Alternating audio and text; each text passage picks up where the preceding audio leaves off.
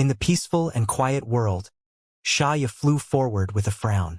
The seemingly fatal stab wound on her chest had already disappeared without a trace, but there were still some bloodstains on her clothes. The demon race's durability had always been exceptionally strong, especially for masters like Xianxia. Her statement of, "As long as the demon heart remains, the demon race will not die," was no joke. However, she had now been stuck in this strange world for days. There were no sun, moon, or stars here, but there was sufficient light, and the environment was also exceptionally beautiful with incredibly rich world energy. However, this did not make her feel better.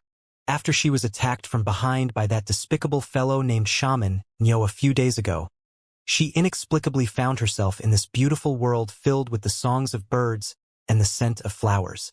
Xianxia thought she had fallen unconscious and was dreaming, but the wound on her chest and the pain it brought her made her realize that this was reality. What is this place? How did I come here? Xianxia was puzzled and found no clues even after careful investigation, so she could only keep moving forward in hopes of finding a way out.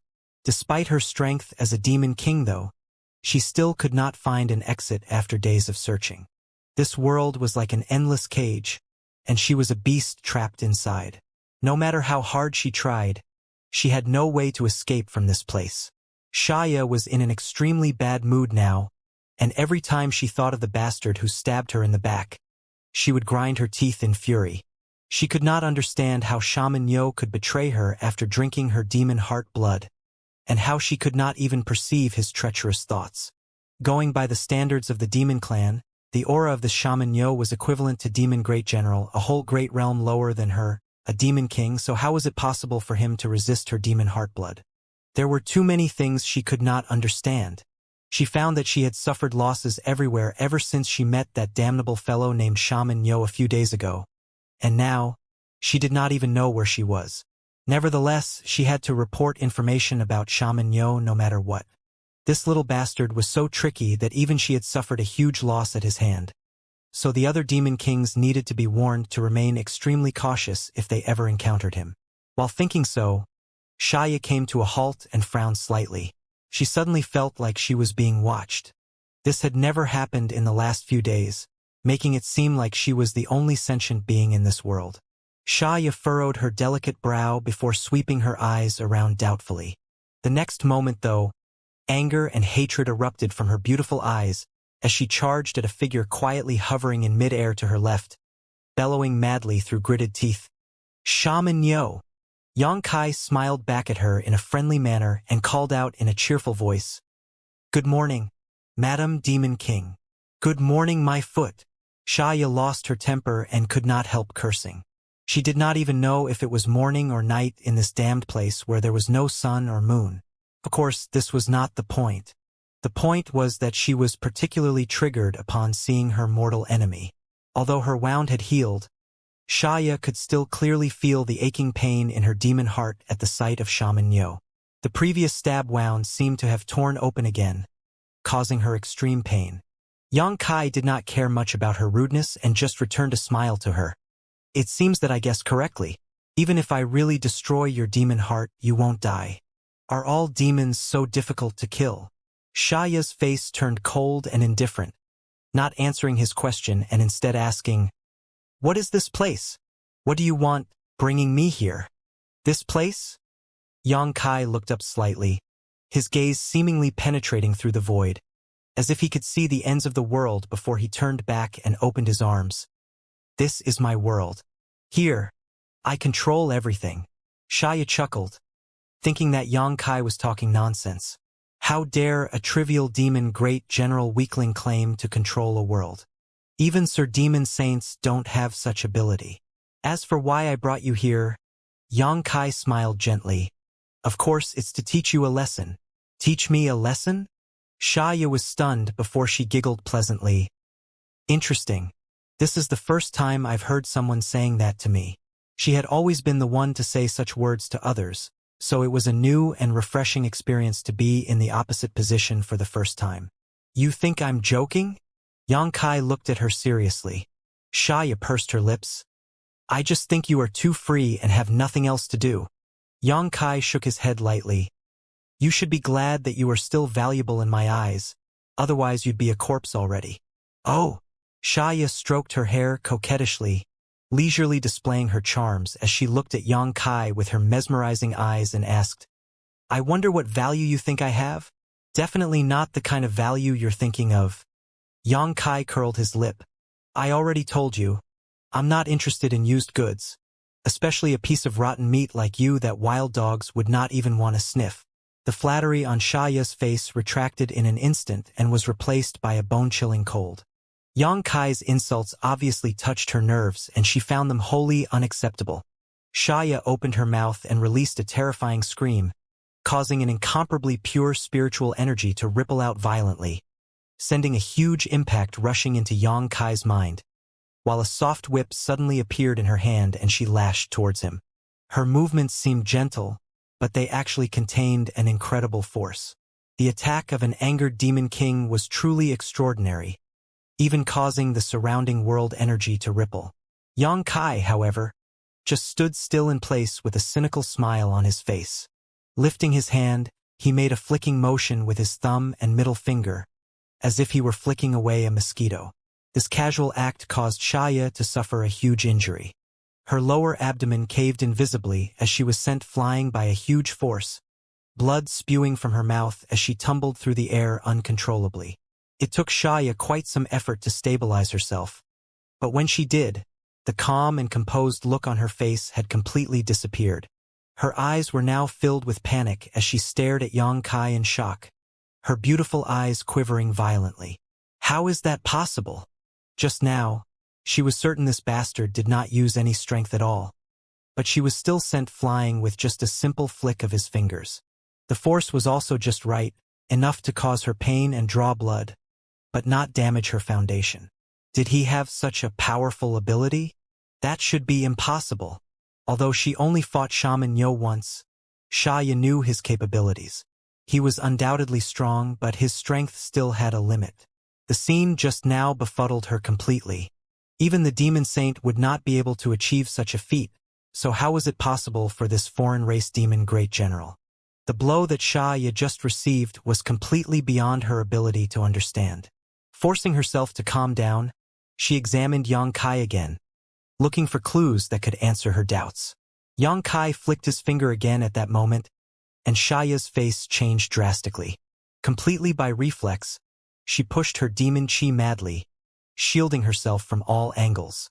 But the next moment, she was still hurled back, spinning in the air as if she was hit by a falling star. The huge force of the impact caused her to be completely unable to stabilize herself.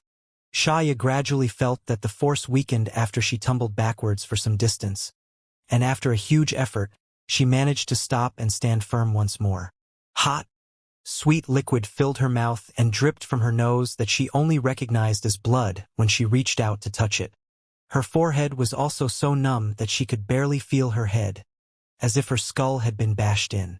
When she looked up again, the foreigner in front of her had disappeared. Before she could relax, though, a terrifying voice came from right behind her. I already said, I control this world. Even if your great demon god came here, he would have to kneel down to me. Xianxia pursed her lips and wanted to refute, but she did not know what to say. She was horror-struck by his two attacks. She thought that with her personal strength, Shaman Yo would not be her opponent, but now it seemed to be the opposite. She was no match to him, unable to even comprehend how he was attacking her, much less react or resist his abilities. Don't fight the enemy. There's no way to win. That was the conclusion she quickly reached in her heart. The only choice she had now was to escape. Thinking so, Xianxia did not hesitate anymore. Without saying a word, she gathered whatever strength she had left and shot off in no particular direction, disappearing over the horizon in the blink of an eye. It was only after Xianxia could not sense Shaman Yo's aura with her divine sense anymore that she relaxed, thinking that she had escaped death. As a demon king, there were only a few things or people in the world that she feared. Even facing the demon saints, she would only show sufficient respect and caution. But Shaman Yo truly terrified her, with a type of fear that she had never experienced before in her life. Although the demon saints were strong, Xianxia knew their strength and how strong they could be. But there seemed to be no limit to Shaman Yo's strength. His wild words echoed in her ears again at that moment, and Xianxia could not help wondering. Is he really able to control this world? How is that possible? Who can control a world? Xianxia, who was escaping, suddenly widened her eyes and stared ahead of herself in complete shock. The very figure that frightened her so greatly was standing there quietly in the void, an unreadable grin on his face. When he saw her fleeing, he did not show any intention to stop her, simply folding his hands behind his back and enjoying the show. Damn! I'm sure I didn't feel any fluctuation of power. So how did he appear in front of me? Startled, Xianxia hurriedly stopped, turned around and fled in the opposite direction. After a stick of incense worth of time, though, a scene that made Xianxia despair appeared again. Shaman Yo stood in front of her again, in the exact same posture, as if he had never moved, and when Xianxia looked at the scenery around herself, it all looked oddly familiar. There were bloodstains on the ground nearby. It was the blood she coughed up earlier. Why did I come back to the same place? I escaped in a straight line, so how did I end up back here? The foreign race bastard smiled like a great devil at her, causing Xianxia, a demon king, to shudder uncontrollably. Her blood began to run cold as her face paled. Immediately, she turned around and ran away again, not even having the courage to face this strange enigma. What the hell did you do to me? Xianxia asked, gritting her teeth, panting slightly, feeling as if she was shrouded with despair. She had been trying to escape for several hours now, but sadly, Xianxia found that no matter how hard she tried, she could not leave a several dozen kilometer radius.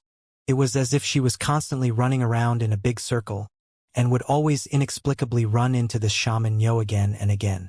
A powerful soul was innate to her charmed demon clan, so she initially thought that she was under a shamanic spell and was experiencing an illusion, but after repeated inspections, she found that it was not the case.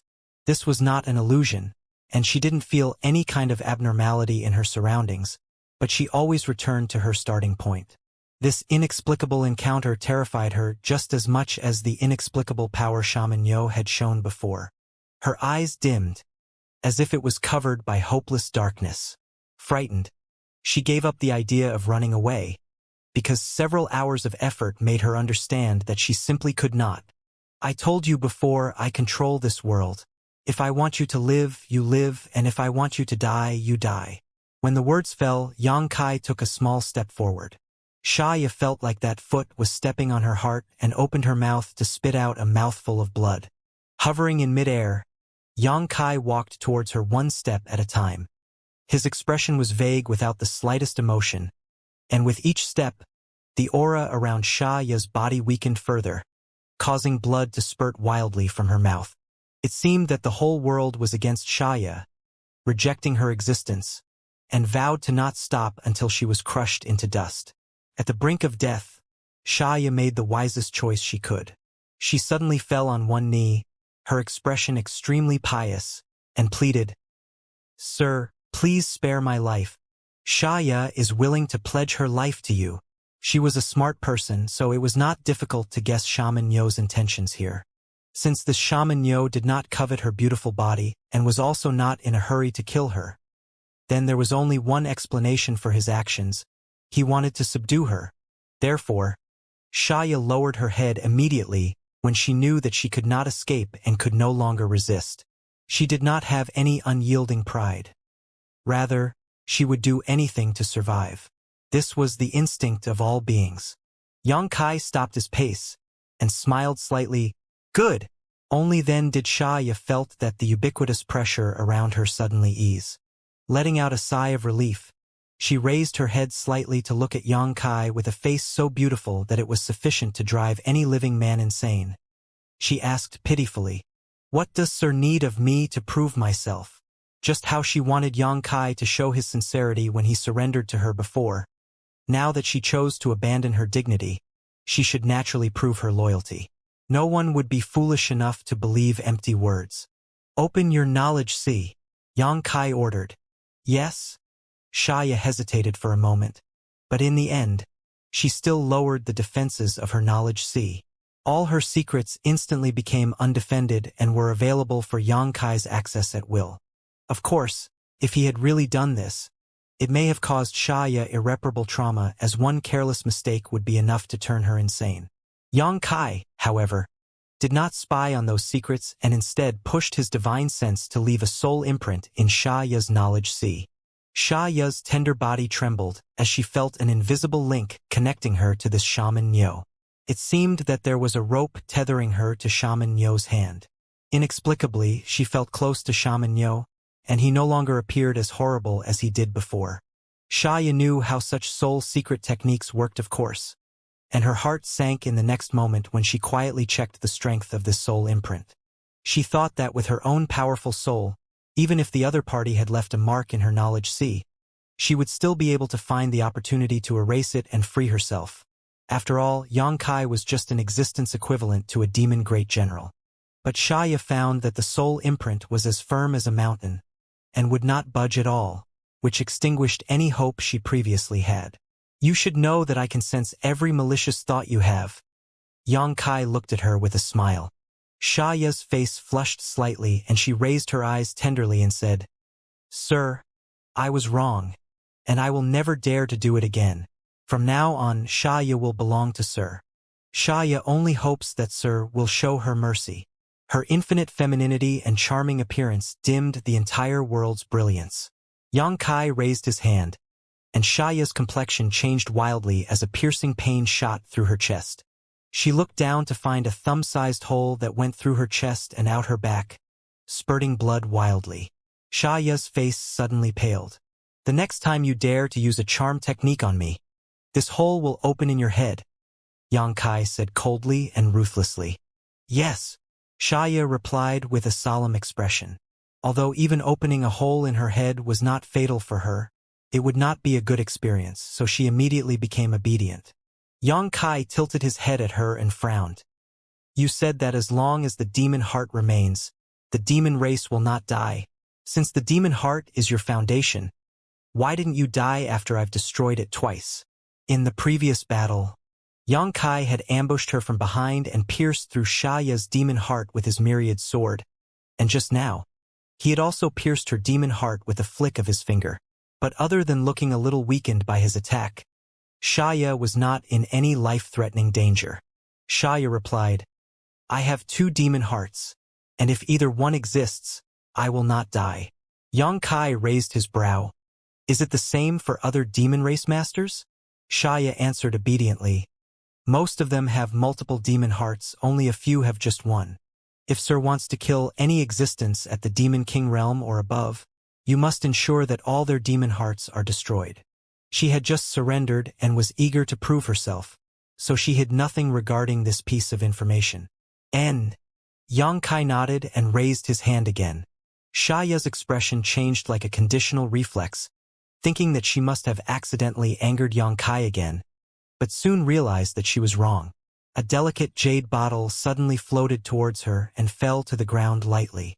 Xianxia raised her head and looked at Xianxia suspiciously. "Take the pill inside. I have something to ask you later." Xianxia picked up the jade bottle, opened the cap, and poured out the contents. A plump, sparkling, crystal-clear spirit pill rolled into her palm, accompanied by a rich and potent fragrance.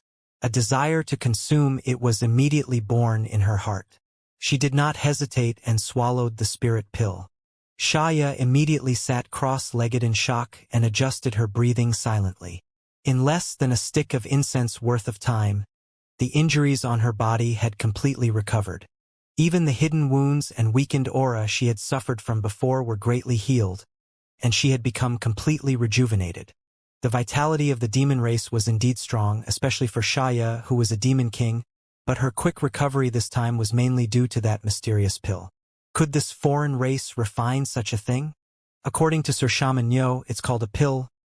Xianxia frowned as her understanding of the barbarians' medicines only indicated that they were capable of making some herb mixtures that look like paste, never having heard of these spirit pills that exuded such fragrance before. It was undeniable that the effects of this pill were extremely powerful. If the foreign race could make such pills casually, their injured clansmen would always be able to recover rapidly. This was bad news for the demon race. But after a moment of pondering, Xianxia smiled wryly and thought, "What's the point of thinking about this? Now that I am a prisoner, my fate is completely at the mercy of Sir Shaman Yo. It is completely meaningless to think about these things. I really became someone else's slave." Xianxia let out a small sigh, composed her thoughts, and walked towards Yang Kai obediently. She came in front of him and reported, "Sir, I've recovered now." Yang Kai turned around to look at her, and began his interrogation. "Where did you come from?" "The demon realm." "The demon realm?" Yang Kai frowned. Xianxia smiled slightly. "There are many worlds out there, and Sir's world is not the only one. The demon realm comes from a world equal to yours." Yang Kai gasped slightly. "You mean, there are more of such worlds?" Xianxia nodded. "Of course. Although I haven't been to any other places, according to the information left by my ancestors, there are indeed many worlds in this endless universe. It's just that there are walls between the worlds, and it is not easy to perceive the presence of other worlds, except for those that have reached the pinnacle of power and can faintly sense such things." "Then how did the demon race discover those worlds? And how did you enter them?" "The strength of the walls between different worlds varies, with some being so weak they barely even exist.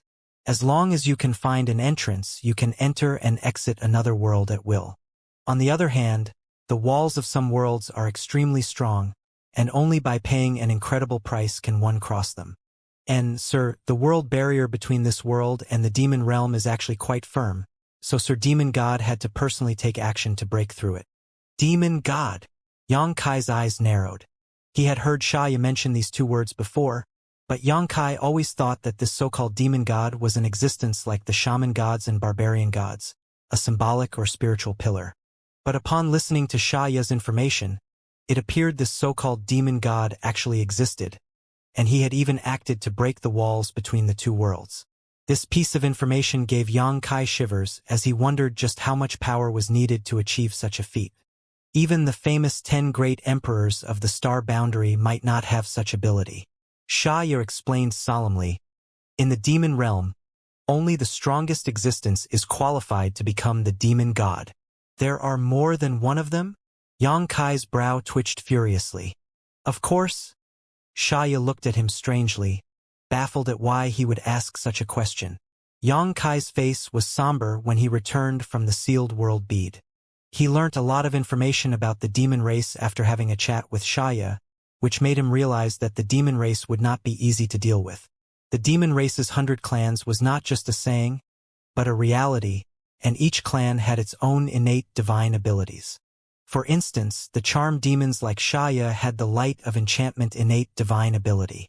Once a charm demon executed this technique, any existence weaker than her would be beguiled by her.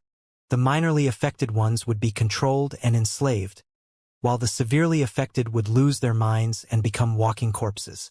The short shadows that they encountered in the war before were the shadow demons of the demon race 100 clans. They were masters of concealment and assassination. And there were the sand demons, red demons, green demons. The largest clan was the strength demon clan, born warriors who faced the ancient barbarians head-on in the previous battle. 80% of the demons in the previous battle belonged to this clan, though all of them were dead now. When Yang Kai led Xianxia out of his cave mansion, it set off a riot amongst the crowd. The dozen shamans and other ancient barbarians looked at the demon king Xianxia in shock, while the twins, Yu and Lu, prepared their shamanic spells. This was a demon king, the commander of the previous demon race army, so everyone naturally became alert. Everyone except for Taya, that is, who wore an indifferent look on her face, as if she had expected this all along. "Don't be nervous. I am now a slave of Sir Shaman Yo, so I won't hold any malicious intent towards you." Xianxia smiled at the hostile looks on their faces. "A slave!" the crowd exclaimed, all of them knowing what the title slave entailed. Yu and Lu shot inquiring looks at Yang Kai, and when he nodded, amazement swelled in their hearts. Although they had seen how powerful Yang Kai was before, it was still too unbelievable that he could enslave a demon king. None of the barbarians believed Xianxia wholly, of course, despite Yang Kai's affirmation, keeping some vigilance against this demon king. After recovering from their initial shock, though, Yu and Lu stepped forward with a report.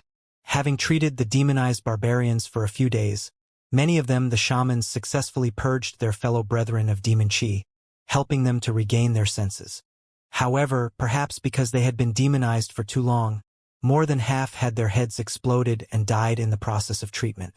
This was inevitable, though, as, after being demonized, these compatriots who had once belonged to the same race became mindless slaves to the demons. So a price had to be paid to save even some of them. Still, it was better to save half of them than to lose them all.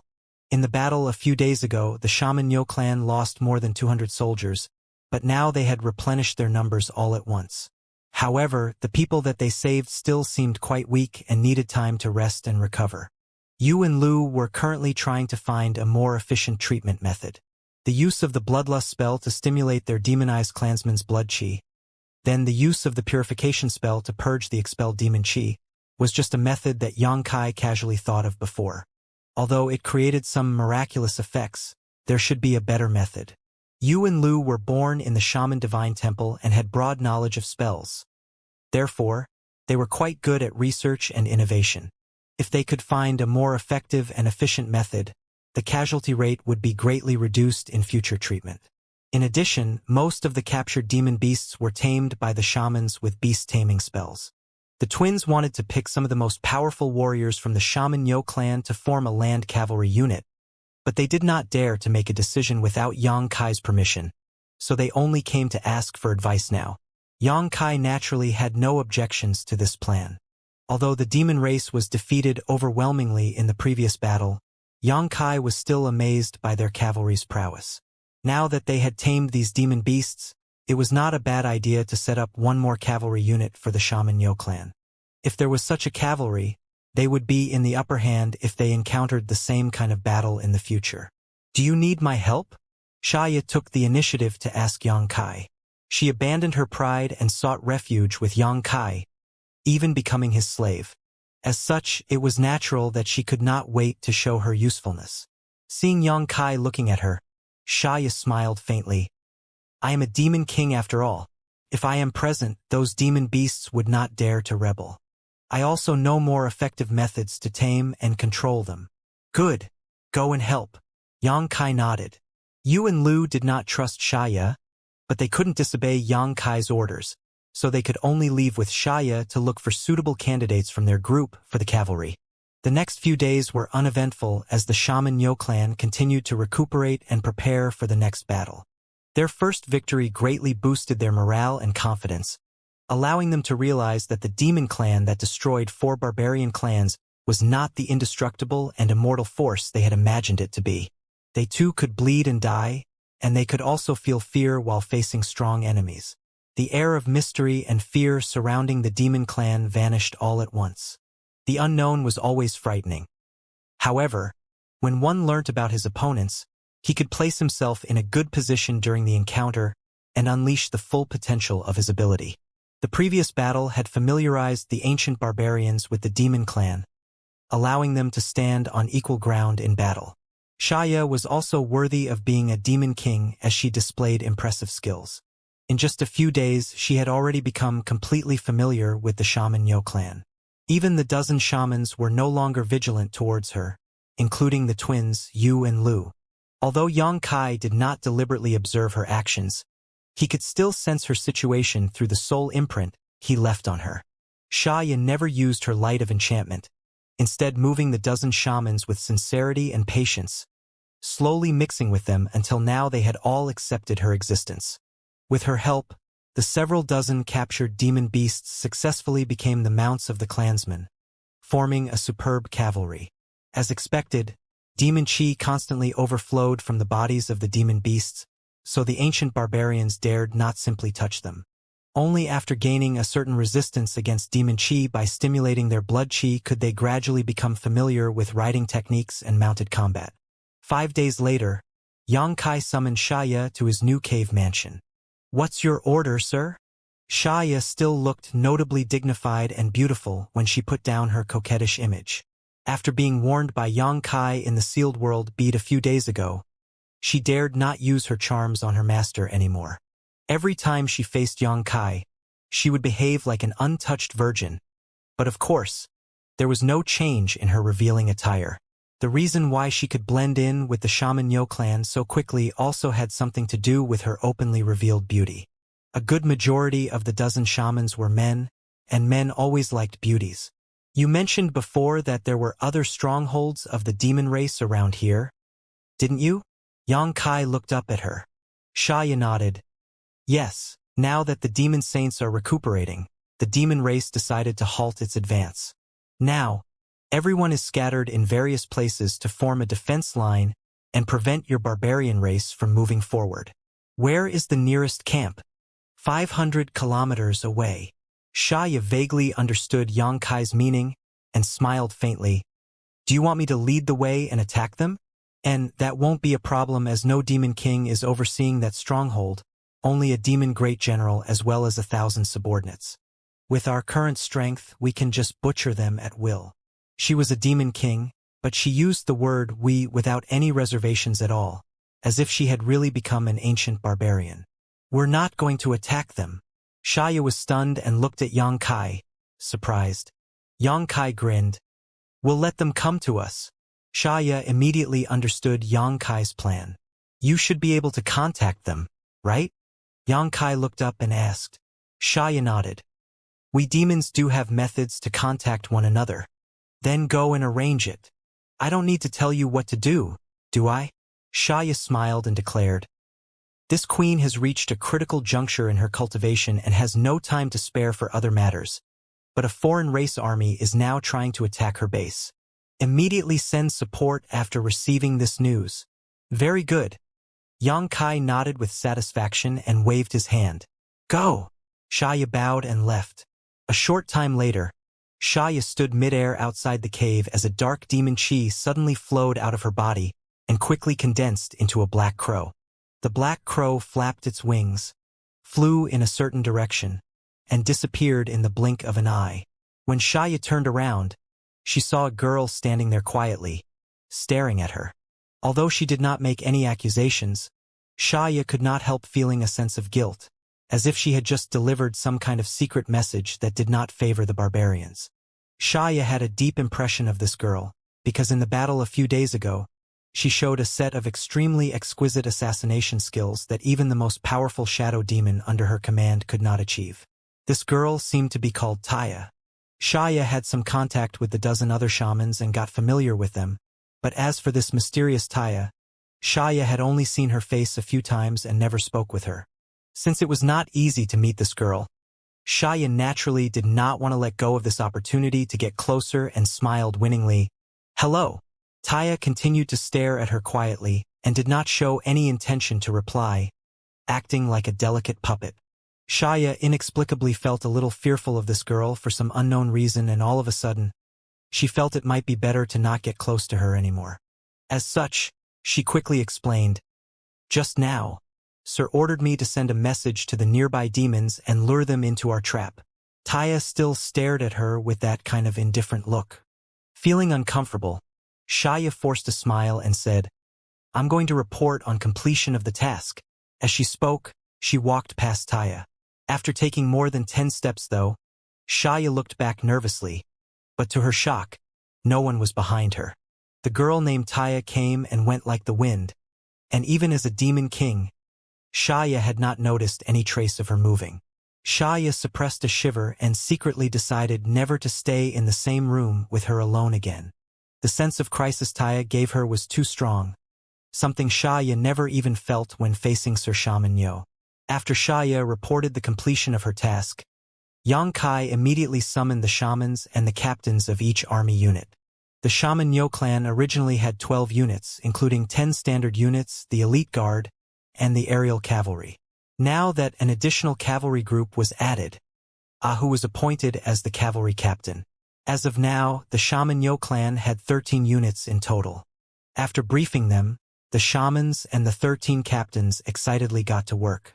After many days of training and recuperation, the Shaman Yo clan was in excellent condition, and the victory of the previous battle had doubled their confidence. At this moment, Another victory was crucial to maintain their morale. Moreover, this was also the best way for the ancient barbarians to improve their strength. After the war a few days ago, many barbarians had felt that they had grown a lot stronger, especially the captains and vice-captains of each unit. As the best among the entire army, their individual potential had been forced out under the baptism of blood. Many other barbarian warriors had also grown tremendously from breaking through the shackles of body tempering that had been holding them back. The current shaman Nyo clan was desperate for battle. Uneasiness agitated them during the period of tranquility, so they were naturally exhilarated when Yang Kai informed them to prepare for battle. After some arrangements, the shamans and captains clarified the delegation of their tasks and positions, then separated. At noon the next day, a group of uninvited guests arrived outside the cave. It was a mix of about 1,000 individuals, similar to the group commanded by Xianxia before. Reinforcements from the nearby demon stronghold had come. Xianxia's call was indeed very effective. She was a demon king after all, and the leader of the closest demon race stronghold was just a demon great general. So after receiving Xianxia's order, he rushed over eagerly to impress Madame Demon King in hopes that Madame Demon King would be pleased with him. Therefore, the demon great general did not hesitate to bring all of his forces, totaling 1,000 people. However, he felt something was not right as soon as he arrived at his destination.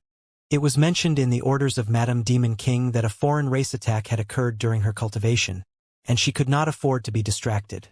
However, in the eyes of this demon great general, there were no traces of a battle here, and the surroundings were as tranquil as an ancient well. This made him feel instinctively uneasy. He did not rush blindly forward, but stopped about 10 kilometers away from the cave and sent some shadow demons and sand demons over to investigate. Right at that moment, a black shadow suddenly flew over from the front. After sensing the aura hidden in the black shadow, the expression on the demon great general immediately turned solemn. Dismounting from his demon beast, he stood respectfully in place, waiting quietly for the black shadow to arrive. A short time later, the infinitely alluring Xianxia appeared before the eyes of this demon great general. "Greetings!" The demon great general immediately saluted, all the while stealing glances at the beautiful parts of Xianxia's body. Although he was well aware of the horror of the charmed demon clan, he still could not stop his eyes. "Madame Demon King is so beautiful. If I could spend just one night with her." He gulped, breathing through his nose heavily. "Have you brought all your people?" Xianxia glanced down and asked.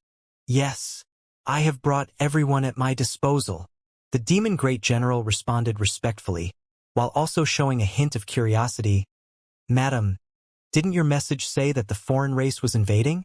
Has the matter been resolved?" On second thought, since Madame Demon King has appeared, she must have taken action personally. So how could those damn foreigners survive against a demon king? The demon great general felt a little dejected that he had missed an opportunity to show Madame Demon King his capabilities. "And the matter has been resolved." Xianxia smiled lightly. This smile was like a blooming flower that dimmed all the other colors in the world. The demon great general stared at her stupidly, as if she was all that existed in the universe. Xianxia then continued, "But you have proven your loyalty by appearing right away upon receiving my orders. This queen should reward your efforts." The demon great general answered excitedly, "This subordinate dares not to accept such a reward." Although he said that, his expression was filled with obvious eagerness, and he seemed to be quite looking forward to what kind of reward Xianxia would grant him. And the promised reward was soon delivered. Xianxia waved her hand gently at him, and the demon great general suddenly felt that his head was spinning. Blinking his eyes in confusion, he saw a familiar figure standing in front of him. Its neck cleaved off cleanly while scarlet blood spurted out of it. "Why does it seem to be my own body? Was my head chopped off?" That was the last thought flashing across the demon great general's mind before his consciousness completely vanished. As soon as Xianxia acted, the demons under the command of the demon great general were stirred up into a riot. No one knew why Madame Demon King killed their leader without a word. However, a demon king was still a demon king, so even though they felt panic and fear, these demons remained in their places, looking at Xianxia anxiously, waiting for an explanation. The light of enchantment rippled across them at that moment, giving them Xianxia's answer. The magnificent light engulfed the 1,000 demons all at once, and all who were below the rank of demon general immediately wore blank expressions. Although the demon generals were resisting with all their might, it was still in vain, because it was obvious that they would soon fall to this power. Following a loud screech, the aerial cavalry flew quickly from a distance, and the ground began to tremble. Shaman Yo clan's army swarmed in from all directions, and at the front of the charge was Ahu's cavalry. The demon beasts leapt forward, performing their best in this first war with their new owners on their backs. The assembly of the several dozen demon beasts boosted the spirits of the army to the sky. The 10 regular units followed behind the cavalry, running hard, unwilling to be left behind. With a distance of just 20 kilometers, only a couple dozen breaths were needed to close in. Xianxia's complexion paled slightly at this moment, seemingly unable to carry on. Although she was a demon king and the light of enchantment was her innate divine ability, affecting 1,000 people at once was still a difficult and intense task for her. Holding on until the Shaman Yo clan's arrival left her a little weakened. The light of enchantment disappeared and the demons woke up, but waiting for them were the rampaging Shaman Yo clan warriors. Screams echoed one after another, followed by the fall of one demon after another. The radiance of the sun was incomparable to the brilliance of the shamanic spells cast during this battle, and the blood on the ground soon gathered into a murmuring stream. Grief and indignation filled the demons' faces. Even on their last breath, they could not understand why Madame Demon King would help the foreign race to kill her own kind. Even the sand demons, who were the best at escaping, could not slip away under the shroud of the shamanic spells. The foreign race could be seen everywhere, and even the sky was filled with them, shooting precise arrows, harvesting their lives. The demons had no chance to escape at all. What awaited them was inevitable deaths. After realizing this, the demons rose up to resist, but the huge disadvantage in numbers and a complete lack of preparation made their resistance pitiful at best. Ahu led a cavalry composed of several dozen demon beasts through the demon ranks, and everywhere they passed, the cavalry sent streams of demons to their deaths like a sharp, invincible blade reaping wheat in a field. Everyone's weapons were stained with blood, and their murderous intent soared to the heavens. The barbarian warriors who were blessed with shamanic spells were like invincible war gods, and their monstrous aura could even shake the world. So how could these disorganized demons stand a chance against them? It was a complete massacre. The performance of the demons in the previous battle was quite impressive, and the two opposing armies fought each other on equal ground. If Xianxia had not taken down Xianxia at the last moment and thrown her into the sealed world bead, the barbarians would definitely have suffered more casualties. However, the barbarians dominated the battlefield in this ambush attack. No matter how fiercely the demons resisted, it was meaningless under the crushing pressure of the Shaman Yo clan. After a short half-day, the fight was over with the Shaman Yo clan wiping out all the demons at the cost of only a dozen or so of their own. The only ones left alive were the demonized clansmen. This time, the Shaman Yo clan did not kill those clansmen because these demonized clansmen fell under the influence of Xianxia and did not participate in the battle. The demonized clansmen had no sentience and just instinctively obeyed the orders of whichever demon was nearby. In other words, any demon could control their lives and give them orders. On this battlefield, Xianxia was the most powerful demon, so she gained complete control of these demonized barbarians all at once. When the battle began, she sent these demonized clansmen away from the fight. At this moment, they were all alive, and not a single one was injured. There were quite a lot of them too, as many as 300. This was also one of the biggest reasons for the demons' defeat. They originally had only 1,000 people, so the loss of 300 meant that almost a third of their army was instantly eliminated. It would be stranger if they had put up any meaningful resistance against the Shaman Yo clan's army of over 3,000. After the battle, a quiet count was done as usual. The demons had many weapons on hand, all of which were plundered by the Shaman Yo clan. Next, the shamans rushed towards the demonized clansmen to begin their treatment. It was still uncertain how many out of these 300 could be saved. Although the twins had been working on a more reliable treatment method, they had only begun their research a short time ago and there were naturally no results yet. This batch of demons could actually serve as test subjects.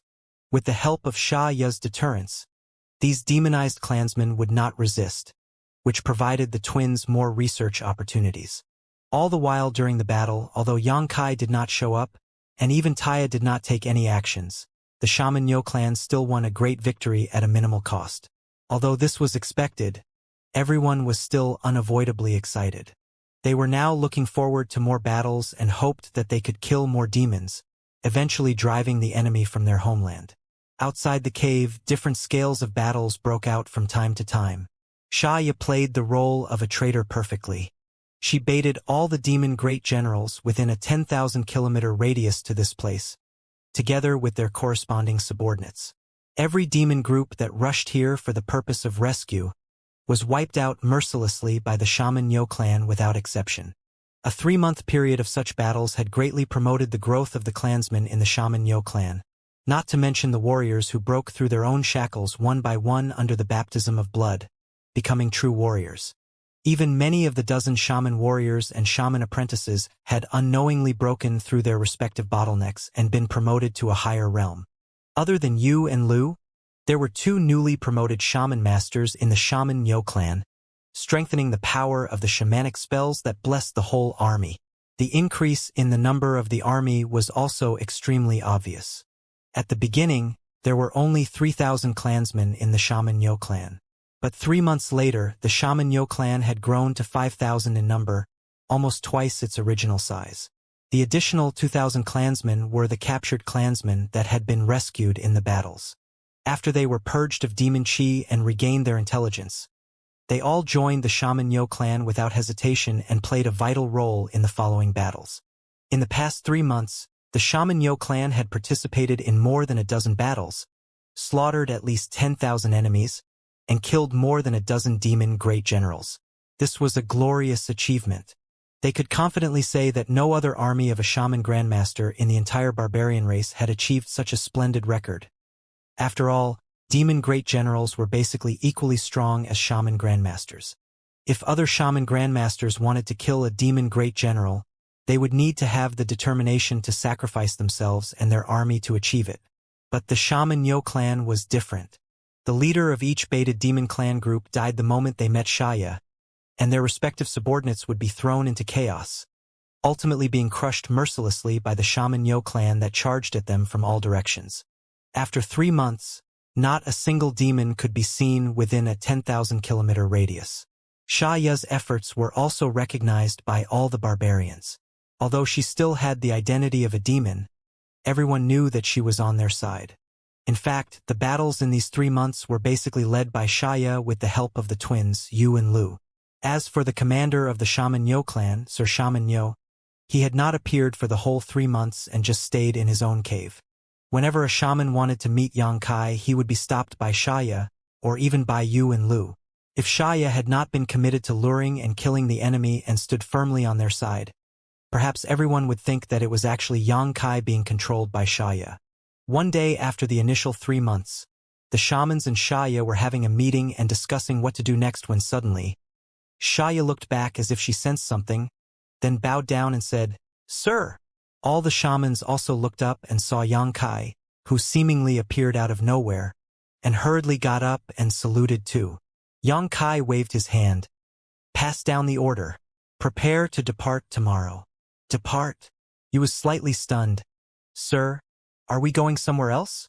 Yangkai replied, "There are no demons around here anymore, so it's meaningless to stay here. We'll head to a new place where there are demons." "Sir, you mean—" Yu was surprised. There were indeed no demons around here. After 3 months of Xianxia's baiting, she had lured in all the demons within a 10,000-kilometer range and killed them. Although there were demons farther away, those demons could not be commanded by Xianxia. The jurisdiction of each demon king was limited, so the demons outside this range no longer fell under Xianxia's influence. Even if Xianxia sent a request for reinforcements, those demons would not necessarily obey.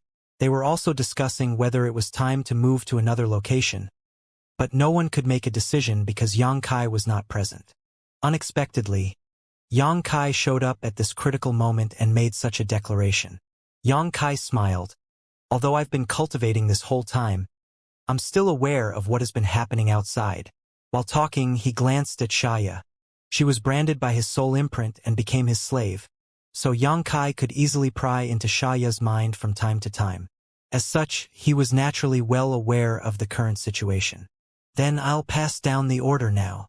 You looked excited and immediately began to make arrangements. Other shamans were also dismissed one after another. Although the migration of an army of 5,000 people was not too big a task, it also wasn't a small one. There would be many things that needed to be arranged. Only Xianxia was asked to stay by Yang Kai. When the two were alone, Xianxia's brow jumped as she stared at Yang Kai in surprise. "Sir, your aura?" It had only been 3 months since their last meeting, but the aura of this foreign raceman had become several times stronger than before. According to the divisions of the demon race, he should be on the brink of reaching the Demon King realm. If it was by the standards of the barbarian race, he was about to be promoted to a shaman king. Xianxia had been here for 3 months now, so she knew a lot more about the barbarian race than before. She clearly remembered that when she first saw Yang Kai 3 months ago, he was just a mid-rank shaman grandmaster. Even if he did nothing but cultivate for the past 3 months, he should not have been able to advance so rapidly. A rumor that was secretly circulating in the Shaman Yo clan suddenly came to her mind. According to the rumor, Sir Shaman Yo was just an ordinary, powerless man before last winter. He was even inferior to some barbarian children. But one night, he received the blessings of the barbarian gods and from then on soared to the heavens. This rumor seemed to come from the villagers of the same village as Shaman Yo, and those who spoke about it swore it was the absolute truth. At first, Xianxia did not take their words seriously. But now it seemed that these rumors did not just appear out of thin air. Being able to advance from mid-rank Shaman Grandmaster realm to the brink of the Shaman King realm in just 3 months was simply too terrifying. Shaman Yo had even once severely injured her when he was just a mid-rank Shaman Grandmaster. But now, his strength had increased several times compared to then. Xianxia felt that even if she fought head-on with him now, she may not be able to escape like last time. Yang Kai ignored her shock and continued, "Tell me, where's the nearest Demon King?" As Yang Kai's slave, Xianxia naturally could understand his intentions and quickly answered, "I know a guy named Bao Qi, and I happen to know his location." Yang Kai stole a glance at her and smiled. "Do you hold a grudge with him?" Xiaoya's pretty face twitched slightly, but she still readily admitted, "He humiliated me in the past, but he was the one in the wrong the whole time. However, his location really is the closest to us, so, good." Yang Kai waved his hand and nodded gently. "You've worked hard these few months as my slave. Since you have grudges with this Bao Qi, I have no problem teaching him a lesson." "Yes." Xiaoya's beautiful eyes lit up. Early in the morning of the next day, the Shaman Yo clan left the stronghold that they had been residing in for 3 months and headed for an unknown but larger battlefield, their 5,000 soldiers marching in an orderly manner.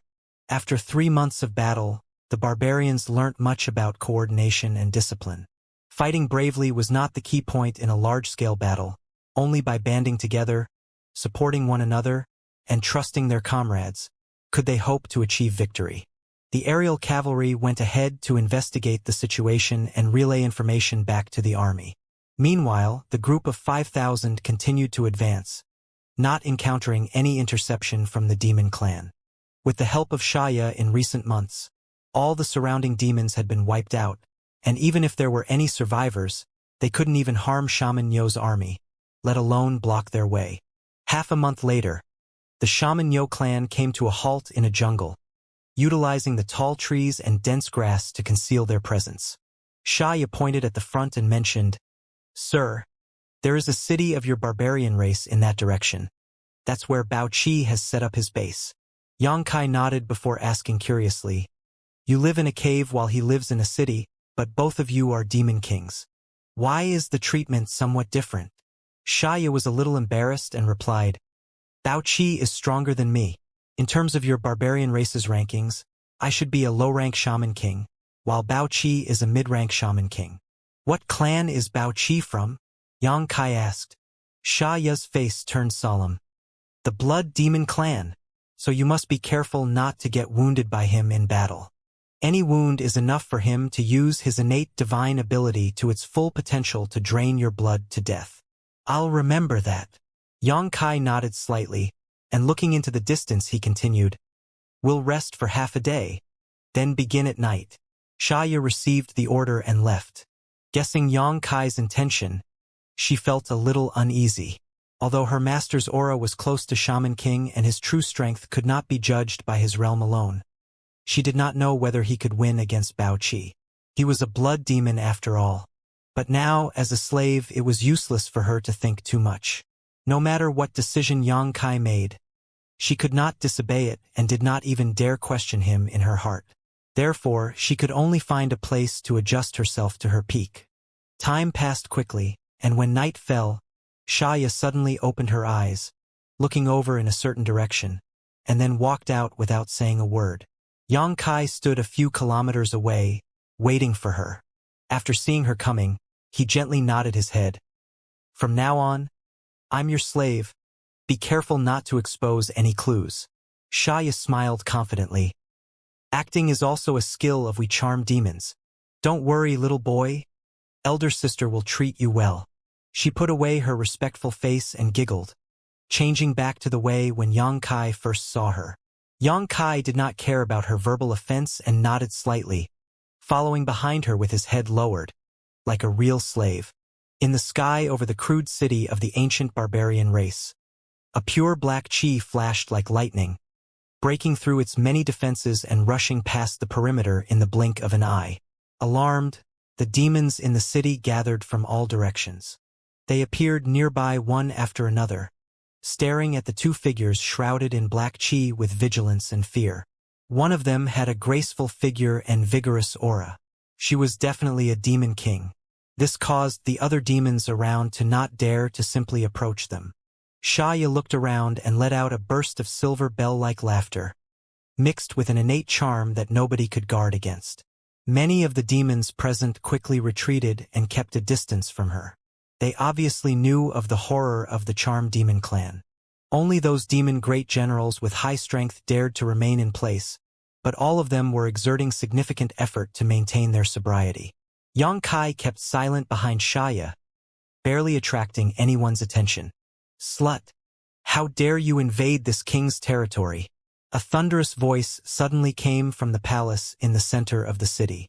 At the same time, a blood-red light suddenly shot out from inside and arrived in front of Xiaoya soon after, dispersing to reveal a lofty figure like an iron tower. Grasping Xiaoya's neck, this newcomer lifted her up directly, a ferocious smile on his face and murderous intent filling the air. Xiaoya did not struggle and instead just stared at him quietly without the slightest hint of panic, as if she had expected this. Do you want to die? Bao Qi stared coldly at Xiaoya. Killing a demon king without authorization. The demon saints will not forgive such an act. Xiaoya's face was slightly pale, and it took quite an effort for her to utter these words. They were both demon kings, but in front of Bao Qi, she could not put up any meaningful resistance at all. Bao Qi snorted coldly. Only my people are here, so who would know if I killed you? The demon saints are recuperating now, so they will not have time to care about you. Xiaoya snickered and spat. Then kill me. Bao Qi's eyes became menacing, but he still held back and tossed Xiaoya away. Xiaoya coughed violently for a while when she landed on the ground before slowly recovering her breath and looking up as she declared, Bao Qi, I'm not here to have a conflict with you, but rather to discuss something. I have nothing to discuss with you. Scram quickly, otherwise don't blame me for really killing you. Bao Qi snorted coldly. Xiaoya smiled, moving her red lips, as if she was saying something but having no sound leave her mouth. Bao Qi was stunned and looked at Xiaoya in surprise. You really are nothing but a bitch. He despised her openly. Xiaoya ignored the insult and continued softly. I'm just a charm demon, and it's not easy for me to deal with the foreign race. Only by working with you can I hope to survive. For this, I'm willing to pay any price. Bao Qi sneered. And that's why I despise you. Xiaoya pressed on. You are not the only one who looks down on me, but I only care whether you agree to my proposal or not. Bao Qi pondered for a moment, then nodded. Since you already understand this, what is there to be afraid of? While musing, he licked his lips, obscene light flashing across his eyes. I haven't played with a Demon King Realm Charm Demon before. Xianxia giggled and walked forward with her hips swaying. Then you'll have a whole new experience tonight. Bao Qi laughed, reached out his hand to grab Xianxia's waist, and slapped her ample bottom. Xianxia blushed shyly and whispered sweetly, "Not now. There are so many people here." Bao Qi commented scornfully, "You're afraid of an audience?" Even so, he grabbed Xianxia and flew towards the palace with her. The two were as incompatible as water and fire earlier, but were now mutually attracted in just the blink of an eye, which seemed a little unreasonable. Xianxia followed them without saying a word. In the palace, Bao Qi let go of Xianxia, looked back at Xianxia, and snorted coldly, "Where did you catch this slave?" He could see that Xianxia was not a true demon, but rather a demonized foreign race. Although there was demon qi on his body's surface, the foreign aura underneath could not be concealed. Xianxia smiled as she replied, "This little boy was too overconfident and led his people to attack me, so I taught him a lesson he'll never forget. Don't mind him." Bao Qi continued sarcastically, "Weren't you worried about people watching earlier? Aren't you concerned he will be watching now? He's not a person, he's a slave." Bao Qi no longer objected, and instead stretched out his hand to tear off Xianxia's clothes rudely and violently. In an instant, her snow-white and alluring figure was exposed, displaying all kinds of enchanting beauty.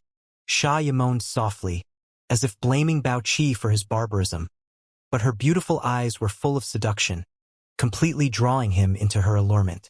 She wrapped herself around Bao Qi's burly body like a spirit snake, pressing her full peaks against his chest.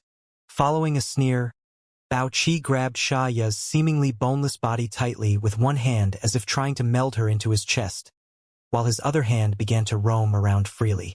At that moment, Xianxia suddenly took a step forward. This unusual action alerted Bao Qi, and he looked up at Xianxia.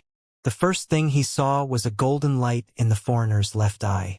This vertical pupil was filled with majesty, as if it had a soul-swallowing power, causing Bao Qi to fall into a daze for a moment. "Bitch!" Bao Qi yelled. He never really expected that Xianxia would join hands with him, but given that his strength was superior to hers, and this was his territory, he thought that he only stood to gain by accepting such a delicious beauty, so he decided to play along for now. He also believed that Xianxia was incapable of harming him. The charm technique of a charm demon was indeed difficult to guard against, but as a powerful demon king, he definitely possessed enough resistance to such attacks. The reason he grabbed Xianxia by the neck in the first place was to deny her the chance to execute any kind of scheme. As long as Xianxia dared to show any improper attempt, he could just snap her head off. Nevertheless, he never thought that the one to sneak attack him would not be Xianxia, but the slave she brought. He somewhat could sense the strength of the slave and knew he was only as strong as a high-rank demon great general, so Bao Qi had not paid any attention to him. But at this moment, Bao Qi was actually caught off guard by this demon great general's move. In his anger, he pushed his demon qi wildly and attempted to kill Xianxia directly. He could not afford to worry about orders or possible punishment from the demon saints at such a dangerous moment. Xianxia was obviously terrified. Xianxia's attack did not just catch Bao Qi off guard. Xianxia was surprised by his timing too. According to her thoughts, the best opportunity to make a move would be during a climax when she made love with Bao Qi. Men's vigilance would be greatly reduced at such a moment. Xianxia's sudden move was so unexpected that she had no time to prepare or even respond. She felt the rampaging demon qi in Bao Qi's body and instinctually let out an ear-deafening screech, causing Bao Qi to fall into a daze again after taking her soul attack. The next moment, Bao Qi suddenly saw a lotus bud appear before his eyes, and as it began to blossom, a sharp pain filled his head. The surging demon qi immediately dispersed, and before Bao Qi even had time to yell, he felt himself oddly floating. When he regained control of his body, he was no longer in the familiar palace, but found himself in some inexplicable place. His arms were empty, with Xianxia having reappeared a short distance away. At this moment, her pale face was full of lingering fear. Xianxia stood nearby, holding his hands behind his back while observing Bao Qi quietly. "Sir, why did you?" Xianxia looked at Xianxia with dissatisfaction, but soon she remembered her identity and continued politely. "If you wanted to act so, it would have been better to inform me in advance. It's just dealing with a trivial mid-rank demon king. Why would I need to tell you beforehand?" Xianxia glanced faintly at her. Xianxia did not dare to say anything. She thought to herself that if she had not escaped in time, she would have been killed by Bao Qi. But she was still shocked because back then, she was dragged into this strange world by Xianxia only after he pierced her demon heart and badly wounded her, making her unable to defend herself. Although this world was strange and unfathomable, she guessed that Xianxia could not simply drag anybody into it at will. There must be some conditions or some price to pay to do so. Otherwise, he would be invincible in this world. But if he was invincible, why would he still bother cultivating? Bao Qi was much stronger than her, so Xianxia did not understand how Xianxia had managed to drag him into this world with seemingly less effort than it took for him to capture her. However, Xianxia was relieved by the current situation. Since Bao Qi entered this world, his life was no longer his to control anymore. Thinking so, Xianxia revealed a smile that came from the bottom of her heart. "Slut! How dare you plot against me?" Bao Qi did not panic, but examined the world calmly while looking at Xianxia coldly. Xianxia replied with a smile, "Who told you to act so carelessly?" She then turned to look at Xianxia and continued, "Sir, let me kill him, sir." Bao Qi narrowed his eyes slightly and looked at Xianxia contemptuously. "You actually call a mere demon great general rank trash, sir? What ability does he have to stand above us demon kings?"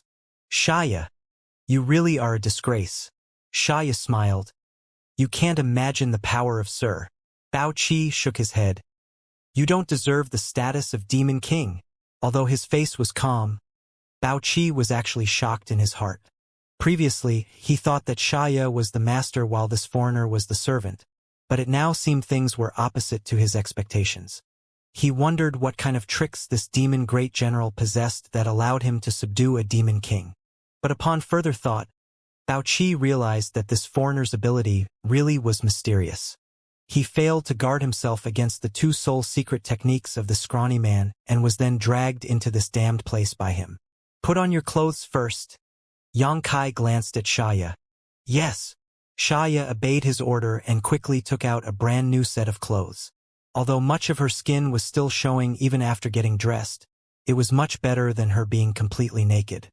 Xianxia then turned to Bao Qi and continued, "You probably know what's going on now, so I'll make things simple. There are only two choices in front of you." Saying so, Xianxia raised a finger and pointed at Xianxia. "Submit to me like she did or die." The faces of the two demon kings changed drastically at Xianxia's words. Xianxia asked in shock, "Sir, do you want to subdue him?" She initially thought that Xianxia aimed to kill Bao Qi, so she put extra effort into it. Saying the charmed demon clan was unforgiving would be a gross understatement. It was not an exaggeration to say that they would remember every little resentment until the end of time, just like how Xianxia did not forget about Bao Qi humiliating her even though it was only one round of slander many years ago. Therefore, when Xianxia asked about nearby demon kings, she quickly sold Bao Qi out. She was exhilarated at the thought that Bao Qi would end up dead after being brought into this world by Xianxia. But then the latter suddenly mentioned other plans. It did not sit well with her. If Bao Qi was really recruited by Sir Shaman Yo, would she not have to work with him in the future? Xianxia could not accept this idea at all. "You want me to submit to you?" Bao Qi stared at Xianxia with a mocking smile. This was truly funny to him, and he finally could not hold back his laughter and cackled in disdain. "Crazy foreign race. Although I don't know how you subdued this bitch. I'm afraid you'll be disappointed if you plan to make me submit. This king is different from that bitch." Xianxia responded with a cold face. "Could your mouth be more filthy?" Bao Qi snorted coldly and glared at her, but did not further argue, instead just warily staring at Xianxia. although he made up his mind that he would never lower his head to this foreigner. This new world he was brought to gave him a strange and unnerving feeling. He had to be more careful to prevent himself from falling into another trap. For now, Bao Qi planned to find out what the hell this place was as soon as possible, then leave here to make plans for the future. Xianxia, is he always this stubborn? Yang Kai suddenly turned to Xianxia and asked. Xianxia immediately answered, incredibly stubborn. He even dares to talk back to the demon saints. Bao Qi put on a proud face, as if this was a compliment to him. Xianxia then continued, so, sir, you should not waste time trying to convince him. Just kill him and get it over with. She suggested with a malicious expression, clearly having plans of her own. Other than the fact that she was not willing to work with Bao Qi, her special existence would become insignificant if Yang Kai accepted another demon king, lowering her position in her new master's eyes. Therefore, she wanted Bao Qi to die as soon as possible. Then I have no choice. Yang Kai nodded slightly and decided to act decisively, lifting his hand gently towards Bao Qi as he spoke. Xianxia's beautiful eyes brightened up, cursing Bao Qi constantly in her heart, all the while anticipating his tragic end. Bao Qi also immediately pushed his demon qi and pounced towards Yang Kai. Yang Kai waved his hand slightly and Bao Qi was suddenly dumbstruck because he felt a huge and incredible force immediately bind him. He was a demon king, but at this moment he felt as helpless as a newborn baby, immobilized and completely powerless to resist it. His eyes shook violently, and the blood in his veins stopped flowing.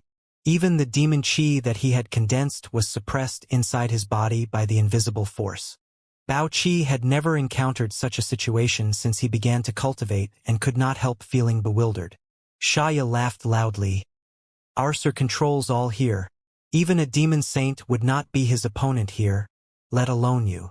3 months ago, Yang Kai said the same words when he subdued her. At that time, Xianxia did not take him seriously and regarded his comments as shameless boasting.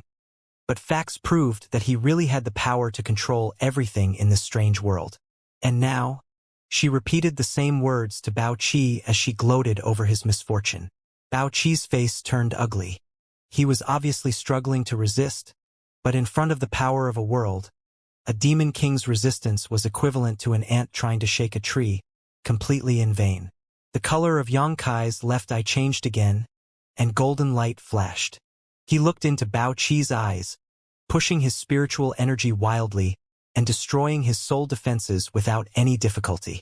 Great pain pierced through Bao Qi from the damage to his soul defenses. He screamed miserably as his face contorted in pain. Looking at Bao Qi's miserable appearance, Xianxia laughed even more maliciously, her face displaying unconcealed pleasure. As Yang Kai's spiritual energy did its work inside Bao Qi's knowledge sea, the latter's eyes rolled back into his head, and his whole body trembled violently as it became drenched in sweat. A short time later, the golden light in Yang Kai's eye faded. Bao Qi fell to the ground with a weak aura, and one would think he was dead without careful examination. Xianxia frowned, seemingly rather unhappy, because she found that although Bao Qi was in a truly miserable state, Yang Kai had not killed him.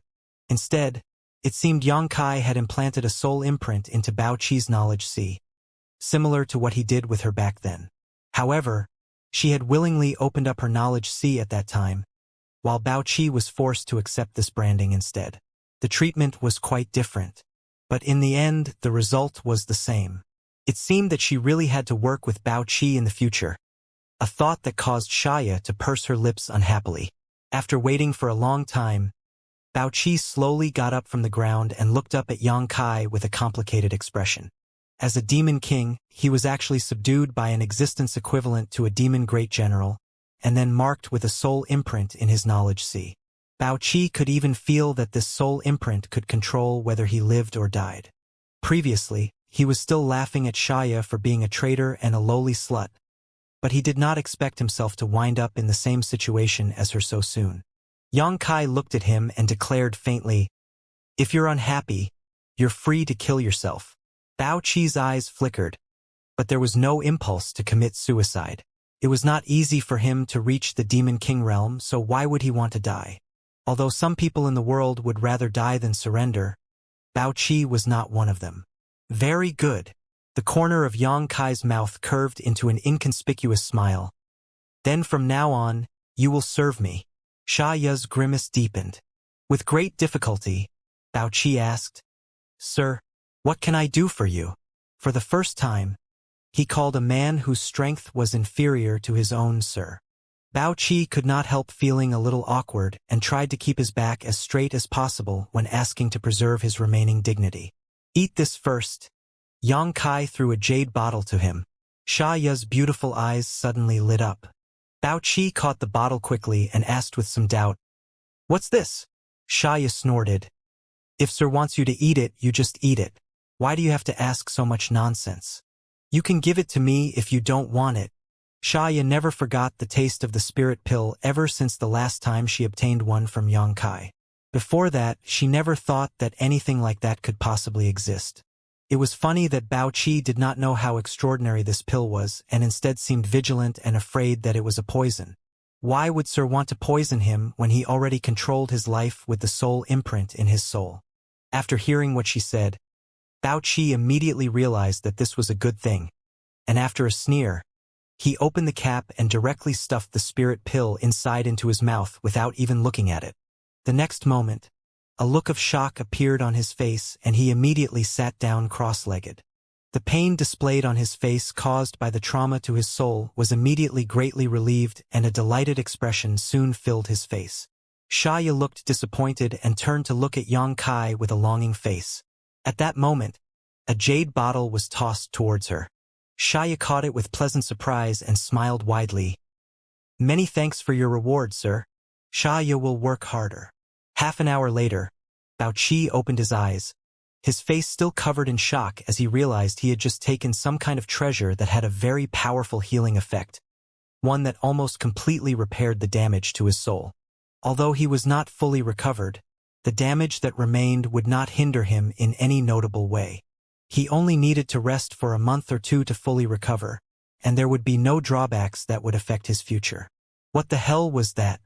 Why have I never heard about the foreign race having such miraculous things? While he was bewildered, he suddenly heard Yang Kai introducing himself. My name is Shaman Yo. You can call whatever you want. Yes, Sir Shaman Yo. Bao Qi responded respectfully. Now tell me about the disposition of your troops. As soon as Bao Qi heard this, he knew what Shaman Yo was going to do. He hesitated for a while, but eventually sighed and began explaining all the details of his forces without any concealment. He knew that trying to conceal things would be pointless in front of this shaman grandmaster.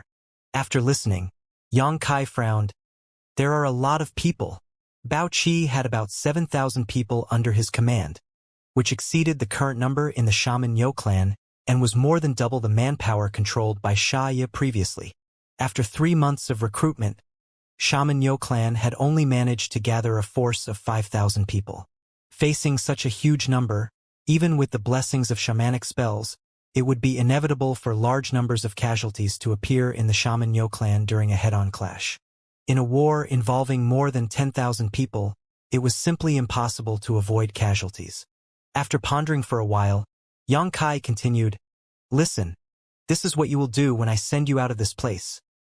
After giving his orders, Yang Kai brought Bao Qi and Xianxia out of the sealed world bead.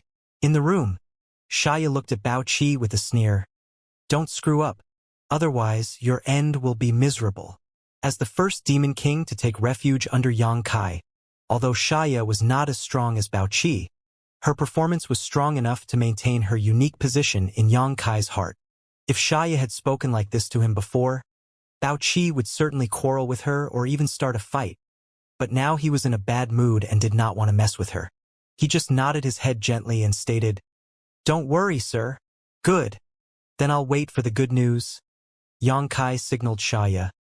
Then the two flew out of the palace together, transforming into a streak of black qi that rushed out of the city. After the two left, several demon great generals rushed in, and one of them with a square face looked at Bao Qi and asked, Sir, why did that bitch appear here? Bao Qi looked solemn as he replied faintly, Nothing important. She just came to ask for reinforcements. Reinforcement. The several demon great generals were dumbfounded. Bao Qi pressed on. A group of foreign race seemed to be eyeing her, so she came to me for help. While talking, he pointed at the square-faced demon great general and instructed, "Take 2,000 people with you to investigate the situation." The square-faced demon great general mounted a huge and majestic demon beast with a straight back, surrounded by demon chi. He led the way, followed by 2,000 subordinates. Some of these 2,000 people were the demonized barbarians who had lost their minds and only listened to orders blindly, while the others were from various clans of the 100 clans. This was the power he could control now. The army was not advancing at a high speed, as they were performing an inspection rather than heading to battle. The square-faced demon great general was not in a hurry as Sir Bao Qi ordered him to bring his men just to meet Xianxia's requirement. As for whether or not he could provide real assistance to Xianxia, that would depend on the situation. The square-faced demon great general had no respect for the slutty charm demon. Of course, the main reason for it was jealousy. Furthermore, he secretly criticized Bao Qi, the demon king he was subordinate to, for overreacting. That bitch had just casually asked for some reinforcements, and Sir Bao Qi was actually willing to send 2,000 people out? Was that not too much? That bitch charm demon must have pleased Sir Bao Qi very well for her to get so much support. Thinking of this, the square-faced demon great general could not help revealing a wretched smile on his face. He had experienced a charm demon before, and it was indeed completely different from any other woman. As a demon king among charm demons, Xianxia would definitely be incomparable to other charm demons. He thought to himself that he should also try out that bitch himself when he reached the demon king realm one day. While he was still deep in his thoughts, he suddenly noticed some abnormal movements. The square-faced demon great general immediately snapped back to his senses and looked forward vigilantly. After seeing what was in front of him, though, he could not help wondering out loud, "Lady, Xianxia." He saw that Xianxia, who had left just half a day ago, actually came to meet him from the front. Puzzled, he did not understand why this woman suddenly turned back after leaving. Nevertheless, even though he looked down on Xianxia, she was a demon king in the end, so the square-faced demon great general still had to show some appropriate respect. The demon beast that he was riding stopped, and 2,000 people behind him came to a halt. "Bao Qi is really quite obedient," Xianxia muttered with a soft voice, revealing a meaningful grin. The square-faced demon great general frowned and was suddenly alarmed. Xianxia's attitude and expression made him a little uneasy, so he instinctively looked around the environment, and his heart stopped. He realized that this place was actually a wonderful ambush zone. It was surrounded by mountains towering into the clouds, and the only ways out of here were from the front and the back of their current position. It seemed that something was surrounding them from all directions, and the ground trembled slightly. Such a movement could be felt by the most ordinary demons, not to mention the square-faced demon great general himself. As he listened carefully, his face suddenly changed drastically and he shouted, "Prepare for battle!" When the words fell, huge shadows appeared out of nowhere, covering the light from the sky with their huge, spread-out wings. The demons looked up and saw that it was a flock of giant eagles. One sharp arrow after another flew down from the giant eagles, and several dozens of people fell in pools of blood in an instant. "We've been ambushed." The idea immediately popped into the square-faced demon great general's head, but he did not understand who ambushed him, and what role Demon King Xianxia played in it. Was he not here to provide reinforcements for her? How did he get caught off guard? Although the reaction of the demon race was fast, the enemy moved faster. After a round of arrows, high-intensity lights suddenly flickered in the jungle one after another from all directions. The circles of brilliance were colorful and dazzling. Several dozen grand demon beasts rushed out from the side, and the barbarian warriors who rode on their backs pulsed with murderous intent. "Foreign race!" The cry echoed to the sky. The square-faced demon great general turned the direction of his mount, drew his weapon and raised it high. When he was about to shout something to boost the morale of his army, he suddenly smelled a faint, intoxicating fragrance. At that moment, a soft voice came from behind him. "Thank you for your head." In the next moment, The vision of the square-faced demon great general turned in a different direction, staring at the demon king Xianxia in her skimpy clothes who was now in front of him. He felt some pain on the side of his neck, and when he looked down, he saw a headless body falling off the back of a familiar-looking demon beast. The square-faced demon great general was suddenly killed before the war even began. All the demons were dumbstruck by this scene and stared at Xianxia blankly, panic running through their minds. Xianxia simply giggled and turned into a mass of black chi that flew away with a flicker. At this time, the barbarian warriors who received all kinds of shamanic spell blessings had besieged them. The cavalry that charged to the front rushed into the enemy group with irresistible force, and with a cold flash, many demons collapsed to the ground. The 10 regular units that followed closely behind fenced the surrounding space tightly, not allowing a single demon to escape. The battle started with a bang, but with 5,000 people against 2,000 people, and one side being well prepared while the other was caught off guard, the outcome was all but fated. Up in the air, Xianxia's figure reappeared, holding the square-faced demon great general's head in her hand as she reported in a crisp voice, "Sir, my task is completed." Xianxia nodded gently and looked down attentively, while Taya stood like a shadow behind him. The battle was heated right from the beginning, with the Shaman Yo clan having the intention of exterminating the demon race group. Although the demons who were attacked had no guidance from the demon great general, they were well-trained and able to hold together to resist the fierce attack of the Shaman Yo clan while looking for possible ways out at the same time. Screams echoed across the battlefield and bodies fell again and again. A bloody stench rose to the sky while broken limbs were strewn everywhere. The demon race suffered heavy casualties, yet few were suffered by the Shaman Yo clan.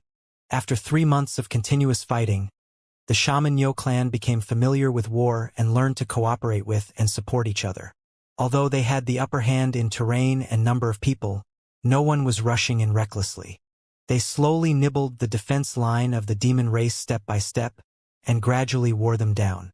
Xianxia only observed from up top for less than a cup of tea worth of time before retreating his gaze. He did not need to worry about the rest of the battle. It could be said that he had not concerned himself greatly with this fight from the start. Xianxia had simply requested Bao Qi to send 2,000 people into his encirclement, then asked Xianxia to kill the square-faced demon great general. The rest of the work would be done by the Shaman Yo clan itself. Xianxia, with a head in her hand, felt bored about it and soon tossed it away. An hour later, the dust settled. Without Xianxia issuing another order, the captains of the Shaman Yo clan started to count their losses, and the dozen shamans began to treat the wounded.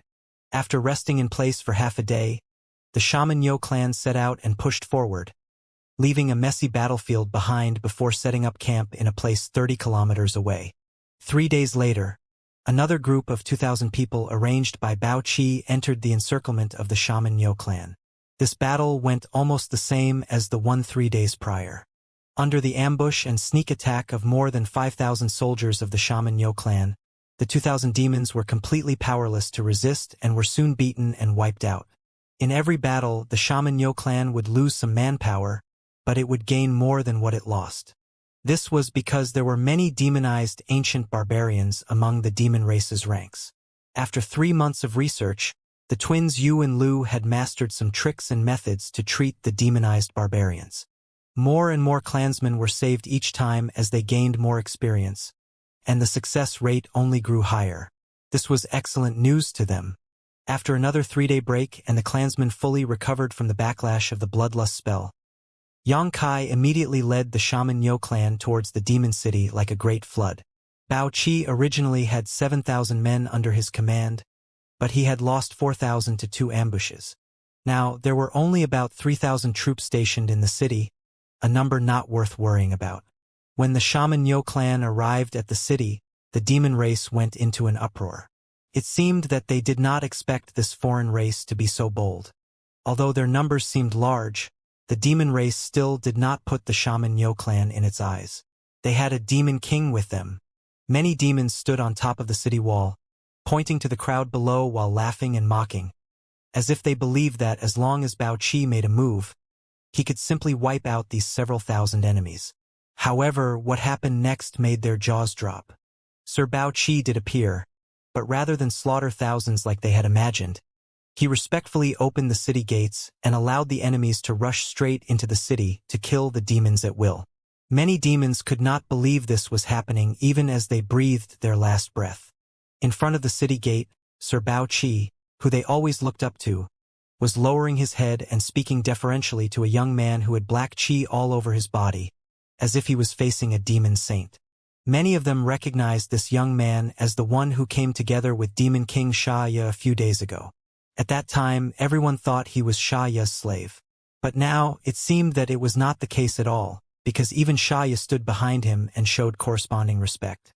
It was a messy battle, with the demon race being taken by surprise and Bao Qi not showing any intention to help from beginning to end. In just 1 hour, the demons stationed in the city were annihilated.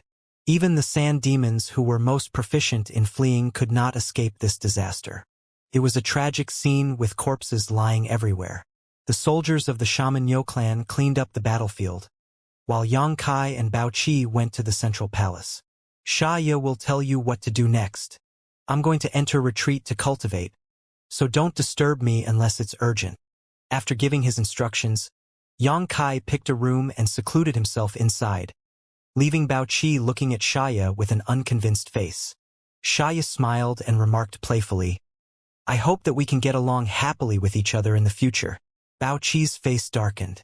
It was impossible for him to be happy because he was not willing to obey Xianxia's orders. However, he dared not disobey Yang Kai's words.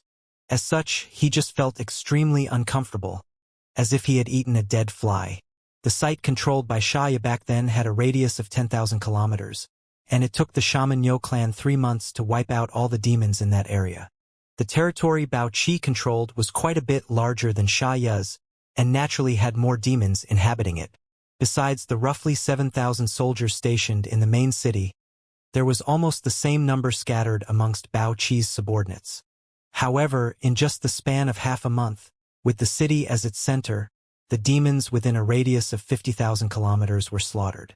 All the demons stationed outside were summoned by Bao Qi for one reason or another, and the Shaman Yo clan would ambush them and conduct a thorough purge without facing any real resistance. This surpassed their efficiency in the previous 3 months many times over. Both Bao Qi and Xianxia were guessing who would be the next hapless demon king to suffer this fate, and the two racked their brains to submit names of demon kings who had offended them before to Sir Shaman Yo, anticipating these former enemies' fall. Just when the two of them were scheming which demon king would be the next slave in their hearts, Yang Kai came out and summoned both of them, giving them an order that horrified the two demon kings. Without giving them a chance to question though, Yang Kai turned and left, leaving Bao Qi and Xianxia gazing at each other with dismay while shivering. Isn't this plan too extreme? What if it doesn't work? Xianxia was a little worried about the possible gains and losses. Bao Qi was so shaken up that he even forgot to argue with Xianxia as he usually did. Although Xianxia had been unpleasant these days, he agreed with her on this issue and pondered whether he should try to persuade Sir Shaman Yo against his impulsiveness. After some thought though, Bao Qi found that he did not dare to raise objections, so he finally just sighed and declared, "Since Sir gave us the order, we can only follow it. Xianxia, you have to help me with this." Xianxia immediately jumped away. "Sir asked you to do this. I'm not interfering." Bao Qi persuaded, "We are now on the same boat. Neither of us can stay out of trouble once it comes." Xianxia chuckled. "Since Sir only wants you to do this, he naturally has his own reasons. If he wanted me to help you, he would have stated it clearly. If I help you, I'm afraid we might ruin Sir's plan." Bao Qi frowned. Although he felt that Xianxia was just making excuses, her logic was not unreasonable, so he could only sigh and make preparations. Unlike Xianxia, he had very little communication with Shaman Yo, as the latter had been cultivating in retreat since returning to the city half a month ago. It seemed that he had isolated himself from the rest of the world, but Bao Qi knew that he was well aware of everything happening in the city. This air of mystery only made Bao Qi more and more afraid of Shaman Yo. Not long after, Bao Qi stood at the city wall, pushed his demon qi, and condensed several black crows from his aura that flew up into the sky. Bao Qi stretched out his hand and with a wave, sent the 20 or so black crows off in all directions. Looking in the direction where the black crows flew, Bao Qi shivered. If the strategy this time was successful, the demon race would suffer a heavy loss. Although their foundation would not be shaken, it would definitely have a big impact on their morale. The next few days were unremarkable. Shaman Yo clan, who had been resting from the latest battle, recovered and recuperated in the city, while Yang Kai remained behind closed doors, working hard to reach the Shaman King realm. The different world principles of this ancient world gave birth to a special group like shamans, but no matter how many paths led to the highest peak, there was only one ultimate destination. Yang Kai was already an Emperor Realm Master, so cultivating the shaman arts of this ancient world allowed him to compare and contrast the two different cultivation systems. The more he cultivated, the more he saw his previous weaknesses, and Yang Kai believed that when he finally left the strange sealed world, his strength would greatly improve, even if his cultivation did not. 5 days later, Yang Kai came out again and found Bao Qi and Xianxia standing before his door respectfully. "Let's go." Yang Kai gestured and took the lead, the two demon kings following after him promptly. A day later, Yang Kai came to a halt above a stretch of wilderness and looked around, noting that it was extremely barren and empty. "This is the place you chose?" Yang Kai asked. "Yes," Bao Qi replied respectfully, hesitating for a moment before continuing. "We can change it if Sir is not satisfied." "No, let's use this place." Yang Kai nodded, took a deep breath, then summoned a round bead into his hand. Bao Qi and Xianxia watched curiously, wondering what this bead was. Demon beasts and barbarian beasts on this land possessed monster cores, but they had never heard of shamans possessing one. A very strange power exuded from this round bead, and it did not resemble a monster core in the slightest.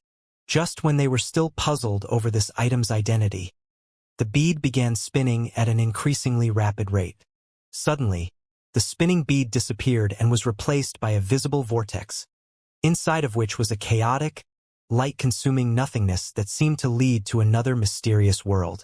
Both Bao Qi and Xianxia stared blankly, but realization quickly dawned on them. The world that this whirlpool led to was obviously the same place they were sent into before. In that world, this shaman Yo was omnipotent, comparable to a real god. It turned out that that world was transformed from this bead. What kind of beads could have such peculiar abilities? What kind of treasure is this thing? I'm afraid that even the demon saints don't have such a treasure, right? In spite of his shock, Bao Qi still advised, "Sir, with all due respect, although this entrance looks mysterious, it may not be able to deceive the other demon kings as they are all cautious fellows.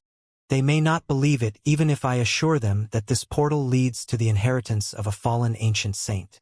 Just as Yang Kai planned, Bao Qi sent out a message that he had discovered the sealed world of a fallen ancient saint. The last time the demon race invaded this world, a demon saint indeed fell, so this statement was also backed up by evidence and should be able to arouse the interest of a lot of demon kings.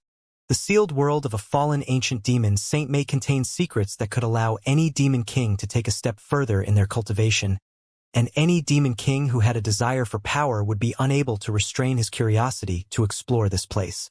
As long as those demon kings could be tricked into entering this entrance, no matter how many of them there were, they would be crushed in an instant by Yang Kai and eventually become slaves.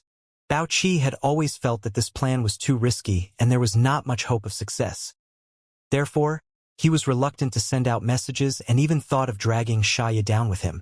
And looking at this situation, it seemed his worries were appropriate. He passed on the message and he believed that many demon kings would come, but the vortex in front of him did not look like the land of the fallen ancient demon saint at all. In fact, it looked exactly like a trap, so which demon king would stupidly enter it? Yang Kai smiled slightly. "What you said makes sense, but what if it's like this?" As he spoke, Yang Kai's expression became solemn, and immediately afterward, a surging and pure demon qi suddenly rushed out his body.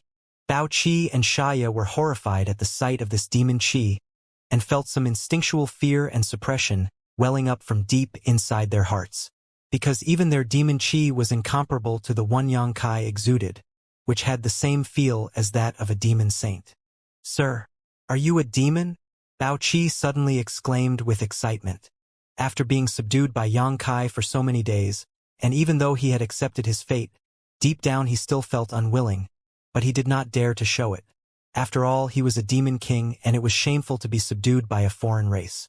Only a shameless bitch like Xianxia would feel indifferent to this kind of situation. A demon king should have the pride and dignity of a demon king. At this moment, Bao Qi could not help feeling excited by that pure demon qi exuded by that young man before him. That was the aura of a true ancient saint. Could this young man be a descendant of that ancient saint? Indeed, when the demon race invaded this land last time, they did leave a trace of their bloodlines behind. It was even rumored that there was a tribe called the Bone-Devouring Clan among the foreign race which had the blood of the demon race running through their veins. If Sir Shaman Yo was the descendant of and inherited the bloodline of an ancient demon saint, it would not be shameful to submit to him at all. The more Bao Qi thought about it, the more he realized it was possible. Bao Qi's eyes gleamed as he suddenly felt a sense of closeness towards Yang Kai for the very first time. Xianxia, too, had her jaw hanging wide, gaping at Yang Kai stupidly. A thought flashed across her mind soon after as she finally understood why her demon heart blood essence was unable to have any effect on Shaman Yo back then. How could the blood of her demon heart have any effects on him when such pure and potent demon qi was hidden in his body? Was he really a demon? But he led the foreign race to slaughter countless demons these past few months, not showing the slightest sign of sympathy or compassion. If he was really a demon, why was he fighting against the demons? In any case, the pure demon qi flowing out of Yang Kai's body at this moment could not be faked. In the face of the shock and questioning of the two demon kings, Yang Kai just smiled lightly without answering, his mysterious expression only making Xianxia and Bao Qi even more agitated. Of course, Yang Kai was not a true demon. The demon qi that was mobilized at this moment was just the ancient giant demon's qi which was sealed in his dantian. Yang Kai would not have dared to access this force at will if he had not cultivated shaman arts lest the seal break and Yang Kai was accidentally consumed by it, demonizing him permanently. But the shamanic spells seemed to have the ability to suppress demon qi, so it was still safe to draw out some demon qi. As long as the seal was not completely unlocked, Yang Kai was not in any danger of becoming a demon. The pure ancient great giant demon qi floated slowly out of Yang Kai's hand towards the vortex, camouflaging its appearance.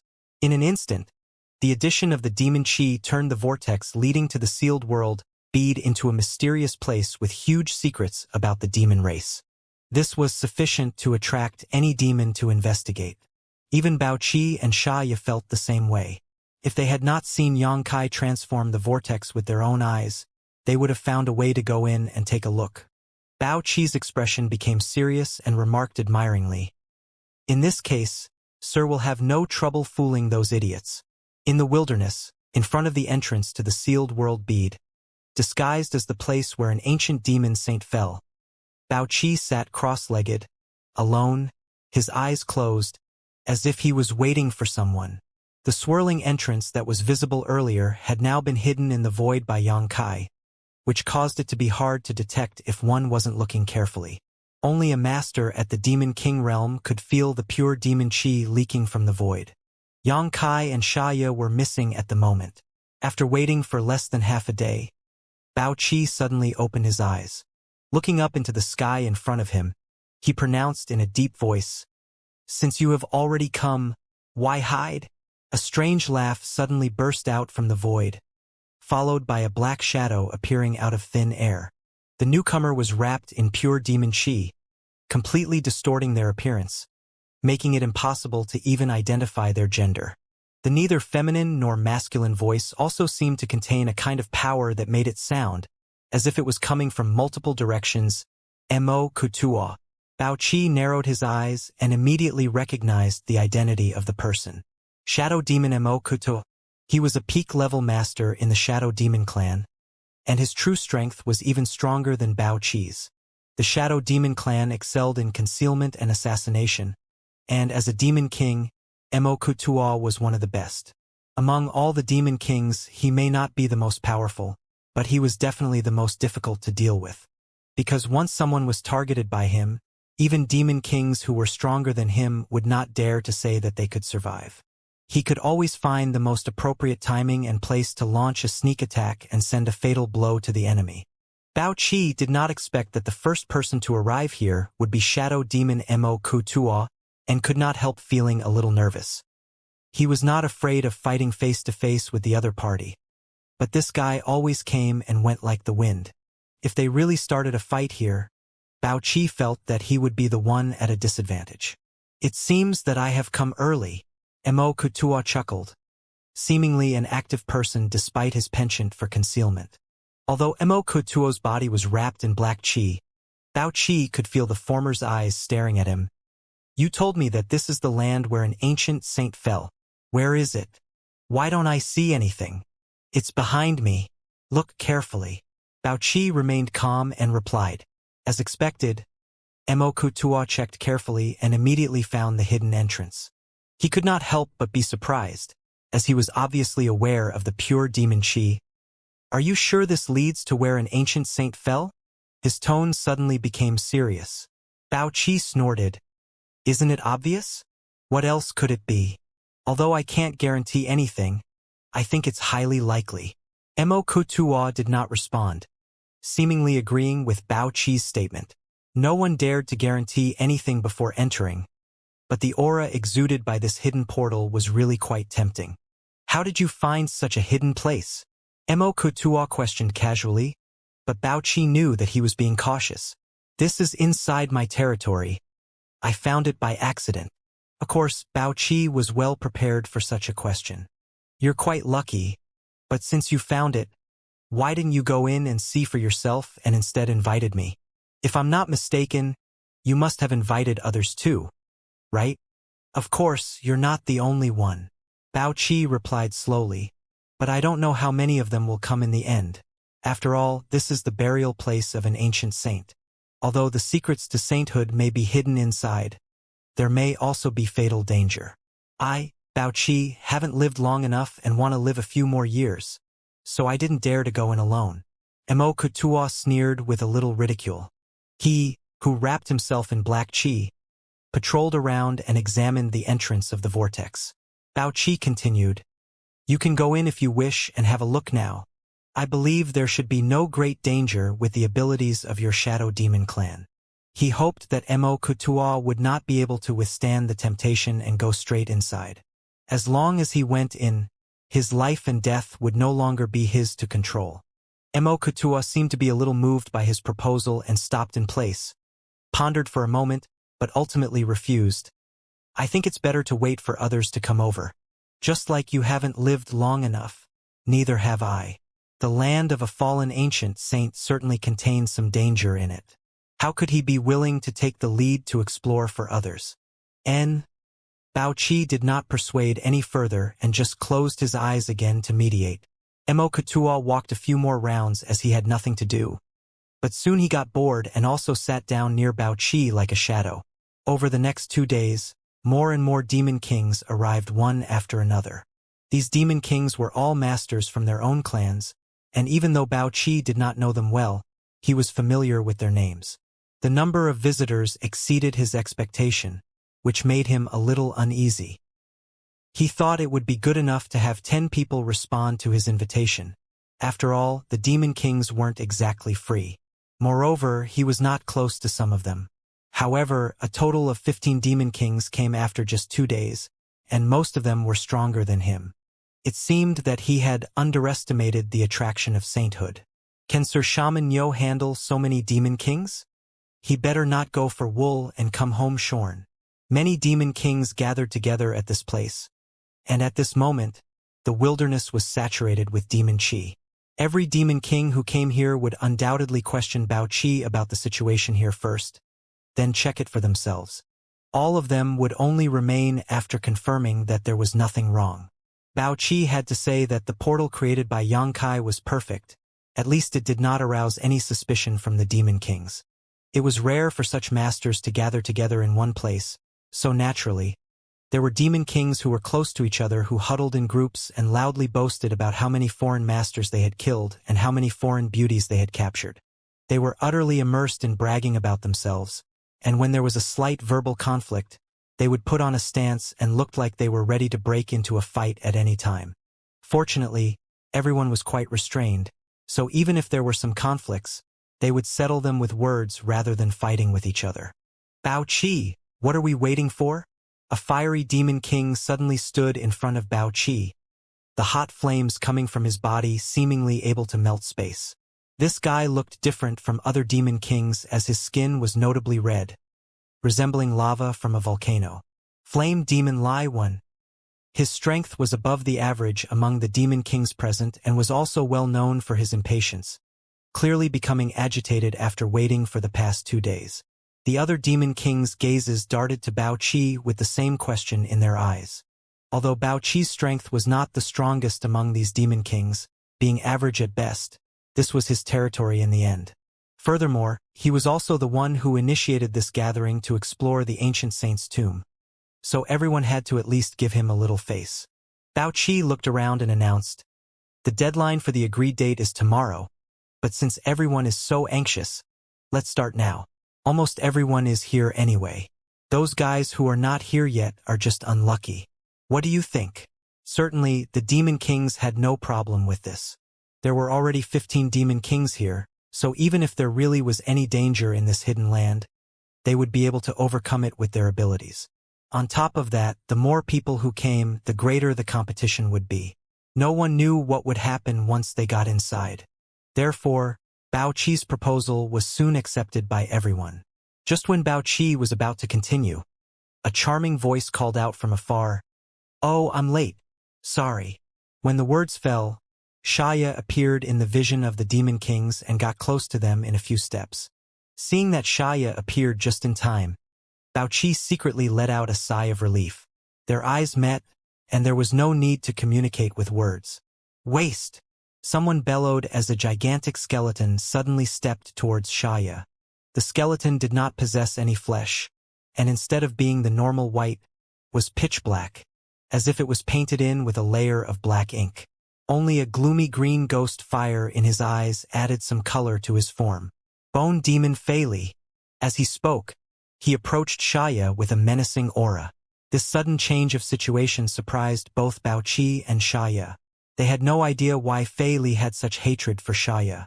Although the charm demons never had a very good impression, no one had heard of any grudge between Fei Li and Xianxia. Bao Qi cast an inquiring look at Xianxia, but Xianxia's expression was filled with innocence. Just as Xianxia was hesitating, Fei Li appeared right in front of her, stretched out his huge skeletal hand, grabbed her slender white neck, and lifted her up high. Xianxia, who was supposed to be a powerful demon king, struggled like a weak child, seemingly suffocating from the strangling. Xianxia felt helpless. If it were another demon king, perhaps she would still have some methods to save herself. But facing Bone Demon Fei Li, who had no flesh and thus no physical desires, she had no ability to resist him at all. The charm technique that she excelled at had no effect on bone demons. "What are you doing?" Xianxia asked with great difficulty. She looked pitiful, unable to get rid of his grip, and her face was beginning to turn pale. The surrounding demon kings watched indifferently, none of them showing any mercy to Xianxia, because everyone knew that her pitiful appearance was nothing but a disguise. "You failed to live up to the trust of the demon saints, yet you still have the face to live?" Fei Li's pitch-black jaws opened and closed, emitting a strange, grating voice. As soon as he mentioned this, Xianxia and Bao Qi were taken aback and wondered whether the secret of them being subdued by Sir Shaman Yo was exposed. But it did not seem so, because if they were really exposed, Bao Qi would have long ago been attacked by the other demon kings here. But if not, why did Fei Li pick on Xianxia like this? "What do you mean?" Xianxia asked with a pale face. Part of it was due to Fei Li's torture, but another part was the feeling of uneasiness from hiding her secrets. "Fei Li, Xianxia is still a demon king. How did she fail to live up to the trust of the demon saints? Tell us if you know anything." A demon king took the initiative to ask. The others turned their attention to Fei Li. Fei Li just snorted coldly and disclosed, "The territory she ruled has fallen, and all 3,000 of her subordinates were killed. Isn't such a person trash? Doesn't she deserve to die?" The demon kings were taken aback by the information provided by Fei Li. Furthermore, they totally had no idea about it. They encountered the foreign race before, and they knew what abilities the crude barbarians had. They had personally killed some of the so-called masters among them, so they did not think that the foreign race was so hard to deal with. If they had not been ordered to stay on the defensive by the demon saints before as they went to recuperate and retreat, these demon kings would have taken the initiative to conquer more land. Therefore, they felt a little surprised hearing from Fei Li that Xianxia's territory had fallen, and all her subordinates were killed all of a sudden. How can that be? Can the foreign race be so powerful? Yeah, Fei Li, are you sure you didn't make a mistake? Although Xianxia is not strong, she is a demon king after all. How can the foreign race have such great capability? Several demon kings who were clueless about the truth started to question, but the majority of the demon kings just stood by and watched. Being doubted, Fei Li just returned a sneer. Just ask her yourself. I have no grievance against her, so why would I accuse her without reason? The eyes of the demon kings immediately darted to Xianxia. Xianxia knew that she had no way to hide it, so she could only admit bitterly, Fei Li is right. The territory under my rule has indeed fallen, and all 3,000 soldiers under my command have died. It was due to my dereliction of duty and incompetence. Hearing Xianxia's confession, the previous demon kings who questioned Fei Li immediately shut their mouths. The gaze that everyone cast at Xianxia gradually turned cold, revealing a sense of disdain towards her. Ever since they invaded this land and ever since the foreign race began resisting, they did not suffer too much loss. Even if the foreign race won occasionally, it was just some insignificant victories. None of the demon kings here had ever experienced the real taste of defeat. However, not only did Xianxia lose her territory, she even lost all her subordinates. This was truly a disgrace to the demon race. She really failed to live up to the expectations of the demon saints, and such a failure was enough to deprive her of the rights she had as a demon king. She has to die. Fei Li's voice became chillier by the moment. Xianxia's defeat seemed to have embarrassed him a lot. No one spoke for Xianxia this time. Even Bao Qi dared not open his mouth, lest he draw suspicion. Xianxia was still held high in the air, and feeling the strength of Fei Li's grip tighten, she couldn't help laughing. I indeed deserve to die. But I want to tell you that my soldiers didn't die in vain. They fought an army of 10,000 foreigners to death, and no one retreated or fled. They made the foreign race pay a huge price before they died. Of course, Bao Qi knew that she was talking nonsense. But the other demon kings looked flabbergasted, as if they could see the 3,000 people struggling to resist relentlessly under the siege of an enemy far outnumbering them, ultimately ending in mutual destruction. The cold faces of the demon kings warmed up a little hearing this. Then why didn't you die with them? Fei Li seemed unmoved by her story as the ghost fire in his eyes flickered menacingly. Xianxia opened her mouth, but instead of justifying herself, she just said, "Kill me then. I've lost my territory and clansmen. I really don't have the qualification to be a demon king anymore." She stopped struggling and resigned herself to being slaughtered. The ghost fire in Fei Li's eyes suddenly became dark, and he nodded gently. You still have a little shame. Good. Don't worry. I'll give you a quick death. When he was about to give Xianxia a fatal blow, Bao Qi, who had been silent, suddenly blurted, "Wait!" Fei Li turned to him. Although Xianxia secretly felt relieved, she maintained the same indifferent expression on her face, like she had accepted death and had no fear. Fei Li said nothing and just stared at Bao Qi, waiting for him to express his opinion. Of course, pleading would be of no use, since he was determined to kill Xianxia. No intercession would work unless it was an order from the demon saints. Xianxia deserves to die, but she shouldn't die by our hands, Bao Qi remarked calmly. He pointed at the disguised entrance and continued, "Why don't we let her be the first to go in and see what's inside? I believe no one wants to take the lead, right?" The demon kings were immediately moved by his idea. Exchanging looks, some of them bowed their heads, whispered to each other, and nodded one after another. They obviously thought it was a good idea. The demon kings were indeed interested in the tomb of the fallen ancient saint, but none of them could help feeling hesitant about what might lay inside. Given that even an ancient saint had died here, there were undoubtedly risks in this place. Although they did not discuss this before, everyone had the same thought in their mind. Who will go in first? It was undeniable that it was dreadfully dangerous to take the lead. The first person to enter may encounter great opportunities, but would be more likely to face unpredictable dangers. All demon kings cherished their lives, so no one was stupid enough to volunteer themselves to explore the way for others. But now there was a good candidate for the job. Fei Li remained still, the ghost fires in his eye sockets slowly dimming, as if he was deep in thought. Bao Qi struck while the iron was hot. Fei Li, I won't stop you if you want to kill her, but you'll have to take her place and enter first then. According to Bao Qi's initial plan, he was supposed to volunteer himself to enter the entrance first to eliminate everyone's doubts. He knew where the portal in front of him led to anyway, and knew that there was no danger inside. But such a move still might not convince the others too much, because this land of the fallen ancient saint was actually discovered by him. But it would be a different case if Xianxia went first. As long as she went in and came back again, all suspicions would disappear. Fei Li snorted coldly, swung his hand, and threw Xianxia to the ground. His dark pitch-black mouth opened and closed. Xianxia, you heard him. I won't kill you this time, but you have to prove that your life still has value. Xianxia coughed softly and stroked her neck for a long time until she could breathe normally again. She looked up at the demon kings with a bitter and pleading look, seemingly unwilling to be the first to enter this strange portal.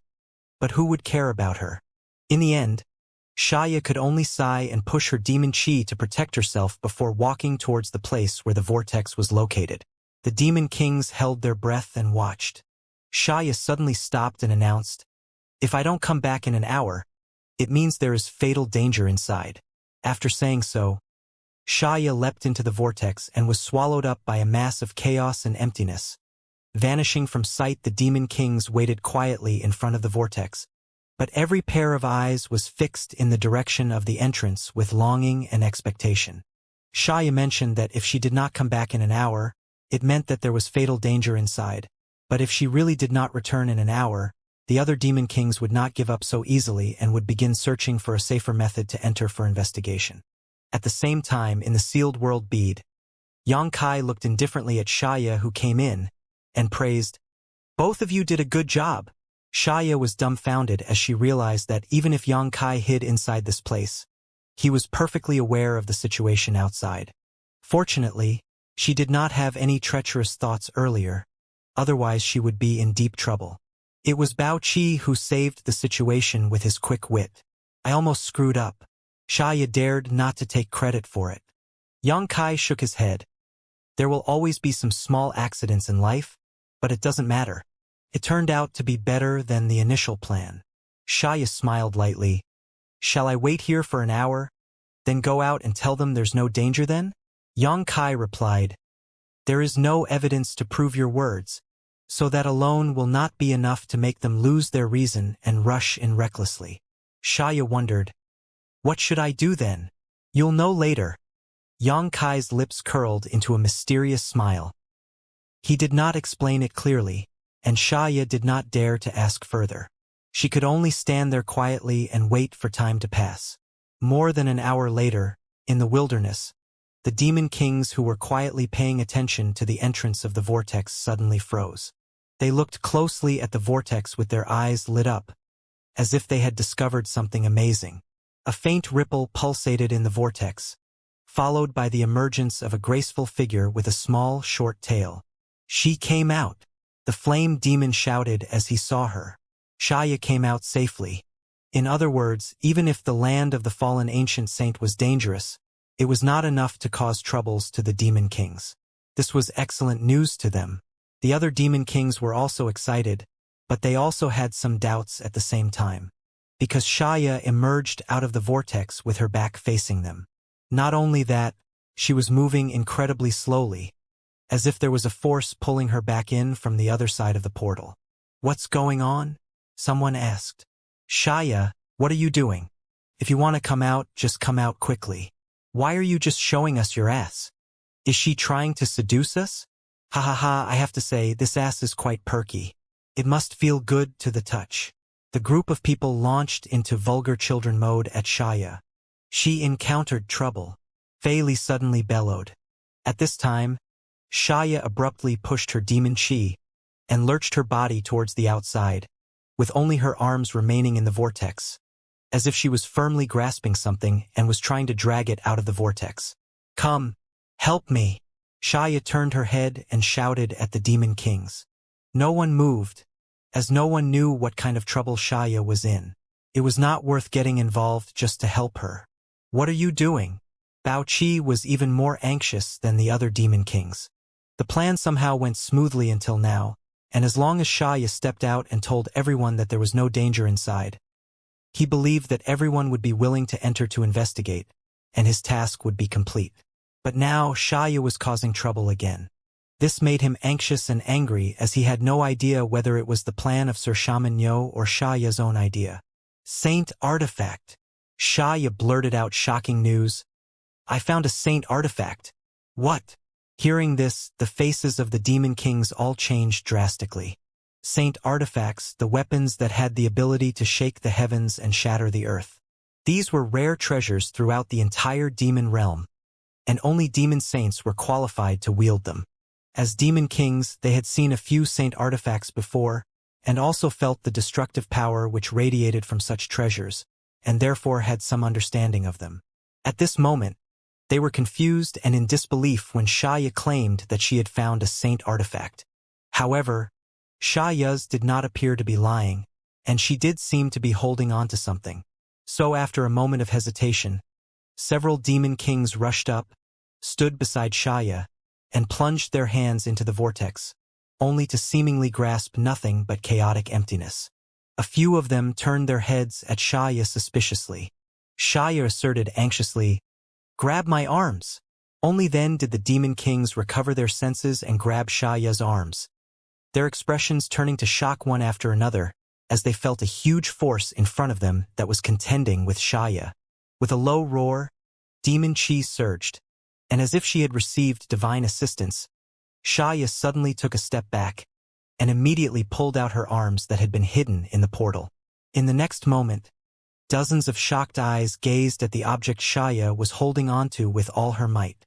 Strictly speaking, the object had not even been completely withdrawn from the portal and only a section of it was exposed. It was clearly the handle of a weapon, but no one knew what kind of weapon it was. However, it exuded an extremely pure and rich demon chi. This demon chi was even purer than that of a demon king. It really is a saint artifact. A demon king whispered to himself, his eyes turning red in an instant. The other demon kings grew equally excited. Although it was only just a glimpse of the object, and it was not completely extracted from the vortex, none of the demon kings present had any doubts anymore. This was definitely a saint artifact that only a demon saint could control. In this shocking and stunning moment, an even more powerful force suddenly came out from the vortex. The force was so strong that it began to overwhelm the several demon kings. Caught off guard, they all exclaimed and pushed their demon chi madly. Xianxia let out a scream as blood spurted from her fair hands before she lurched back and fell flat to the ground. Even the demon kings who had just helped her staggered a few steps back. The partially revealed unknown saint artifact disappeared without a trace, and the portal before them became calm again, leaving all the demon kings staring into the depths of the vortex in search of its traces. Xiaoya's gasps brought them back to their senses, and immediately the surrounding demon kings turned to her to question her. The bones of her palms were exposed, and in addition to her blood-stained hands, it was obvious that she suffered some injuries from the saint artifact just now. These injuries looked miserable, but it was not a big deal for a demon king. What was worth paying attention to was the distinctive demon chi lingering in Xiaoya's wound. Every demon king watched intently, with excitement etched on each of their faces. They knew that the trace of demon chi being left behind by the saint artifact was proof that what happened just now was not some shared illusion. Xianxia really did find a saint artifact inside, but unfortunately, they failed to see the entire artifact in the end, which was a bit regrettable. Xianxia, what saint artifact was that? The shadow demon started. Even he, who had always been able to keep his calm, could not control the excitement in his voice at this moment. Xianxia's eyes flashed as she recalled, "A war hammer! A war hammer!" The demon kings drew a sharp breath. Bao Qi quickly questioned, "What did you see? Was it dangerous inside?" Xianxia shook her head. "It wasn't. It actually seemed like a quiet and picturesque world. After some exploration, I saw the saint artifact, and the body of the ancient saint." Eyes lit up and all turned eagerly to the vortex. Although the information that Xianxia provided was not much, it was sufficient, and that glimpse of a saint artifact brought a fatal appeal to the many demon kings. Bao Qi took a deep breath and continued loudly, "Since we know that there are no dangers inside." Before he could finish his words, though, the shadow demon suddenly let out a peal of strange laughter. However, the demon kings were even more bewildered that his voice came from a different direction. When they looked towards the direction of the voice, they found that the shadow demon had already dived into the vortex in a flash, while the black shadow that remained outside was obviously a diversion that immediately vanished as soon as he entered the portal. "Mo-kutua!" The bone demon Fei Li shouted sharply, unwilling to be outdone, and chased after him instantly. Seeing this, the other demon kings wasted no time listening to Bao Qi's nonsense. Afraid that they would miss out on this opportunity, they immediately rushed into the vortex, disappearing one after another. Standing in place, Bao Qi watched his former companions with a strange look on his face, losing all interest in trying to say anything. Only after everyone else had gone in did he turn to Xianxia and ask, "What the hell was that?" He did not believe that it really was a saint artifact, but he could not come up with another reasonable explanation for what he saw. Xianxia stood up, her bloody hands healing at a visible speed, very quickly becoming a delicate jade white shade again, giggling as she replied, "Didn't you see it clearly by yourself?" Bao Qi frowned. But where did Sir Shaman Yo get a saint artifact from?" There were only a few demon saints present during this invasion, and although they had a great battle with the foreign race's shaman saints not long ago, no one had died, and no saint artifacts had been lost. "Go in and take a look and you will know." Xianxia giggled and stepped into the vortex, entering the sealed world bead without any hesitation. Bao Qi was reluctant to follow after her. After all, he was the one who led so many demon kings into this trap. Although it was by Yang Kai's orders and not his own intentions, he really could not bring himself to face them. However, he still could not restrain his own curiosity, and after a moment of hesitation, he grit his teeth and walked into the portal. In the sealed world bead, the group of demon kings were already raising a riot. They each treated everyone else present as if they were their mortal enemies. The fighting was fierce as demon chi surged, and powerful divine abilities bloomed one by one, each one more ruthless and malicious than the last.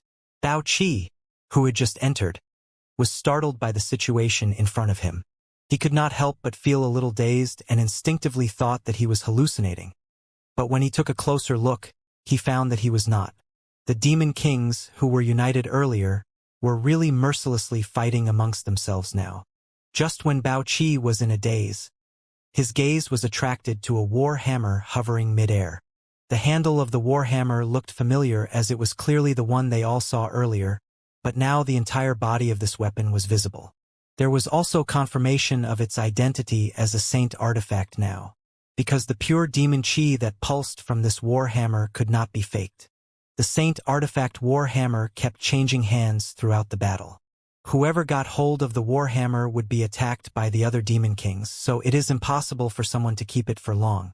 It was impossible for even the shadow demon, Mo-kutua, or the bone demon, Fei Li, whose powers were at the peak of this group. "What a bunch of fools!" Xianxia's sneers sounded nearby. Bao Qi turned his head to look around, and saw Sir Shaman Yo and Xianxia, not knowing when they appeared beside him. Xianxia watched the battle in front of her with mockery, while Sir Shaman Yo looked indifferent as if he was watching a children's fight. "Sir, that saint artifact." Bao Qi could not help asking the question in his heart. "It's real," Yang Kai replied shortly. Bao Qi was shocked and immediately wanted to ask more, but did not dare to open his mouth. The demonic war hammer was indeed real. This was a trophy Yongkai obtained outside Maplewood City. It was the weapon of the ancient one-eyed great demon and was handed over to the embodiment after Yongkai refined it. However, the embodiment had been fusing with divine spirit Hua's source and was still unconscious, so the demonic warhammer had not been put to use recently. Today, though, Yongkai had turned it into the perfect bait, one that even demon kings could not resist, causing them all to step into this trap. "Sir, is it okay for you to show up like this?" Xianxia asked curiously. It was still acceptable for Bao Qi and Xianxia to be standing by and watching. Even if doubts surfaced in the other demon kings, they didn't have the time and energy to spare on them right now. Strangely though, Yongkai's presence did not attract any of the demon kings' attention at all, with none of them even glancing in his direction. Yongkai smiled and explained, "Since I control everything here, I naturally have a way to prevent them from sensing me." Xianxia let out a sound, expressing understanding. Yongkai continued, "It's time for you to do your job." Xianxia responded, "Sir, please protect me carefully." Immediately, she drew a deep breath and screamed, "I'm the one who found the saint artifact. It's mine." Her tender body flickered as she joined in the chaotic melee, attempting to snatch the demonic warhammer. But her strength was at the bottom of the many demon kings present, so even though she put in her best effort, she still could not make her way into the inner circle, causing anxiety and helplessness to cover her face. The battle of the demon kings was bloody and brutal, each of them stopping at nothing in order to obtain the demonic warhammer. It did not take long for someone to be injured, but the injury did not extinguish their fighting spirit and instead roused their ferocity. As a result, as time passed, the battle became increasingly intense. The demonic warhammer was constantly changing owners, and after an initial round of confrontation, the relatively weak demon kings no longer dared to approach the center of the battlefield and could only constantly wander around the edges, looking for opportunities to intervene. In this way, Xianxia finally had a few companions, and she no longer looked out of place. This battle of demon kings lasted for more than an hour before a roar echoed loudly, "Stop!" The demon kings stopped their actions instinctively and drew a distance from each other, looking towards the place where the sound came from. Over there stood Fei Li, the bone demon, whose bones had become loosely attached. Every movement made was accompanied by a worn clicking sound, and the ghost fire that had been dancing wildly in his eye sockets earlier had dimmed noticeably. The other demon kings were in similar states, their originally strong auras having grown significantly weaker, causing them each to pant heavily for breath. Shadow Demon Mo Kutua was the current owner of the demonic warhammer. Wrapping black chi around the warhammer, he drew away from everyone else. Fei Li did not look at the other demon kings, but cast his gaze into the air, the ghost fire in his eyes gazing at Bao Qi. Although Fei Li had not said anything yet, at that moment, the demon kings all felt something odd and looked up into the sky together. Previously, no one was in the mood to pay attention to it even when they noticed Bao Qi's unusual behavior, because they were in the heat of the battle, competing for the saint artifact. But now that they had stopped, the difference between Bao Qi's calmness and the gaffe of the demon kings was of notable contrast. "Bao Qi, you should give us an explanation." Fei Li sounded angry and bitter. "Why did you incite us to fight one another? What do you stand to gain from this?"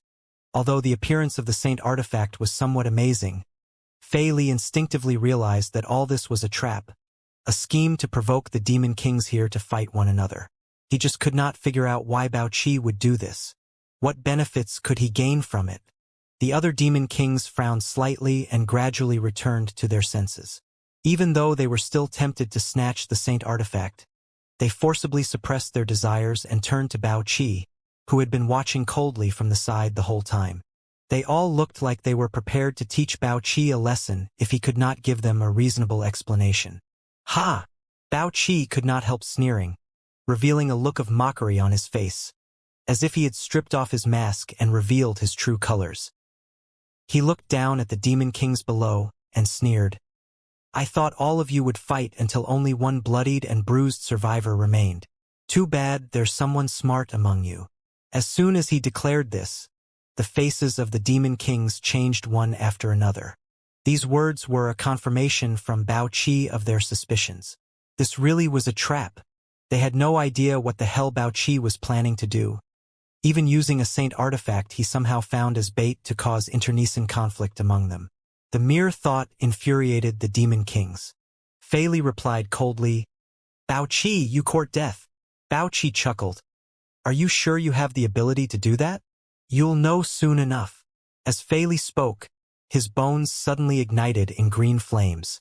It was unknown how he moved, but he instantly appeared in front of Bao Qi with just a step, and stretched out his hand to grab him. Although Bao Qi was stronger than Xianxia, he was still a minor realm inferior to Fei Li. According to the division shamans, Xianxia was considered a low-rank shaman king, Bao Qi a mid-rank, and Fei Li a high-rank shaman king. With such an absolute gap in strength, Fei Li believed that he couldn't lose. His movement was light and facile, as if he was catching a fly. But Bao Qi just smiled, remaining perfectly calm while facing the incoming ruthless blow from the peak-level demon king, the ridicule in his eyes growing ever stronger. Fei Li instinctively felt something was wrong, but he could not tell what it was. However, the arrow had already left the string, so he could not afford to hesitate and pushed even more strength into his strike, attempting to take Bao Qi's life and show him the outcome of his terrible mistake. The next moment, the ghost fire in Fei Li's eyes flashed violently, because his hand involuntarily stopped just a palm's length from Bao Qi, and he could not move further no matter how hard he tried. Then, a figure appeared in front of him like a ghost. It was a young man covered in rich demon qi, but it was apparent this young man had not lost his mind as his eyes were shining brilliantly. He looked indifferent, and the aura released from his whole body was nothing worthy of note. But Fei Li still felt dreadfully uneasy in his heart when he saw him. He had not felt this way for countless years. The last time Fei Li experienced such uneasiness was nearly 1,000 years ago, when he was still just a weakling that could barely keep his own bones from falling apart. At that time, he encountered a bone-crushing beast, which was the nemesis of the Bone Demon clan. Fei Li carefully hid in the tall grass and did not dare to make a move for fear that the bone-crushing beast would find and swallow him as a meal. Just reliving the memory from that experience 1,000 years ago gave him an unpleasant feeling. Although he did not have flesh and blood, Fei Li could still feel the horrifying chill from the depths of his soul from that time. He had no idea how this strange young man appeared before his eyes. Rather, it was as if he had been standing there the whole time. The expressions of the other demon kings also fluctuated wildly. More than a dozen pairs of eyes focused on Xianxia, with the demon kings who had just been fighting all out with one another now banding together. Even the shadow demon Mo Kutua, who snatched the saint artifact, was no exception, drawing closer to the other demon kings without anyone noticing. "Sir." Bao Qi bowed and saluted, displaying his submission to Xianxia with his actions. "Sir." The ghost fire in Fei Li's eyes jumped again, surprised by the way Bao Qi addressed this young man.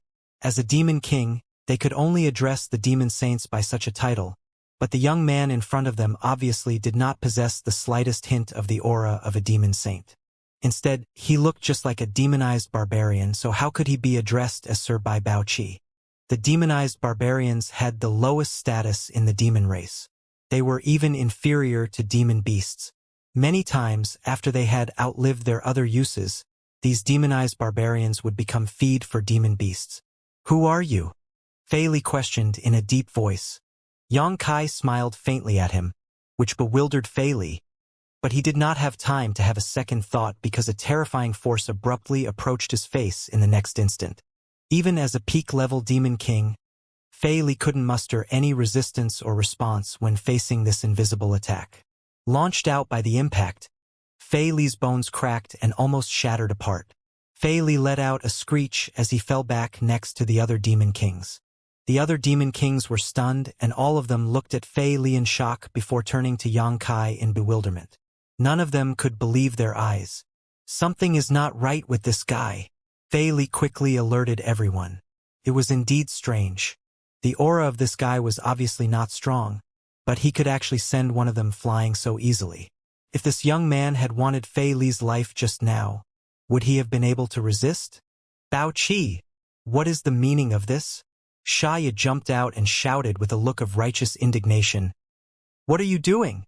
Indeed, charm demons had an unparalleled talent in acting. Her expression and tone were full of anger, and none of the demon kings suspected her.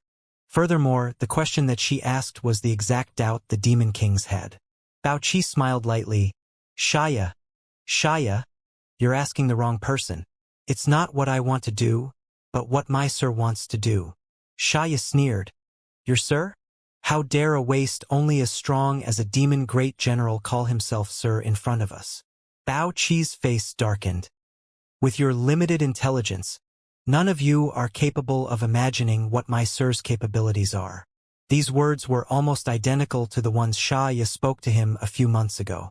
At that moment, Bao Qi had a strange feeling, as if he had become Xianxia, and the group of demon kings below had become him from that time.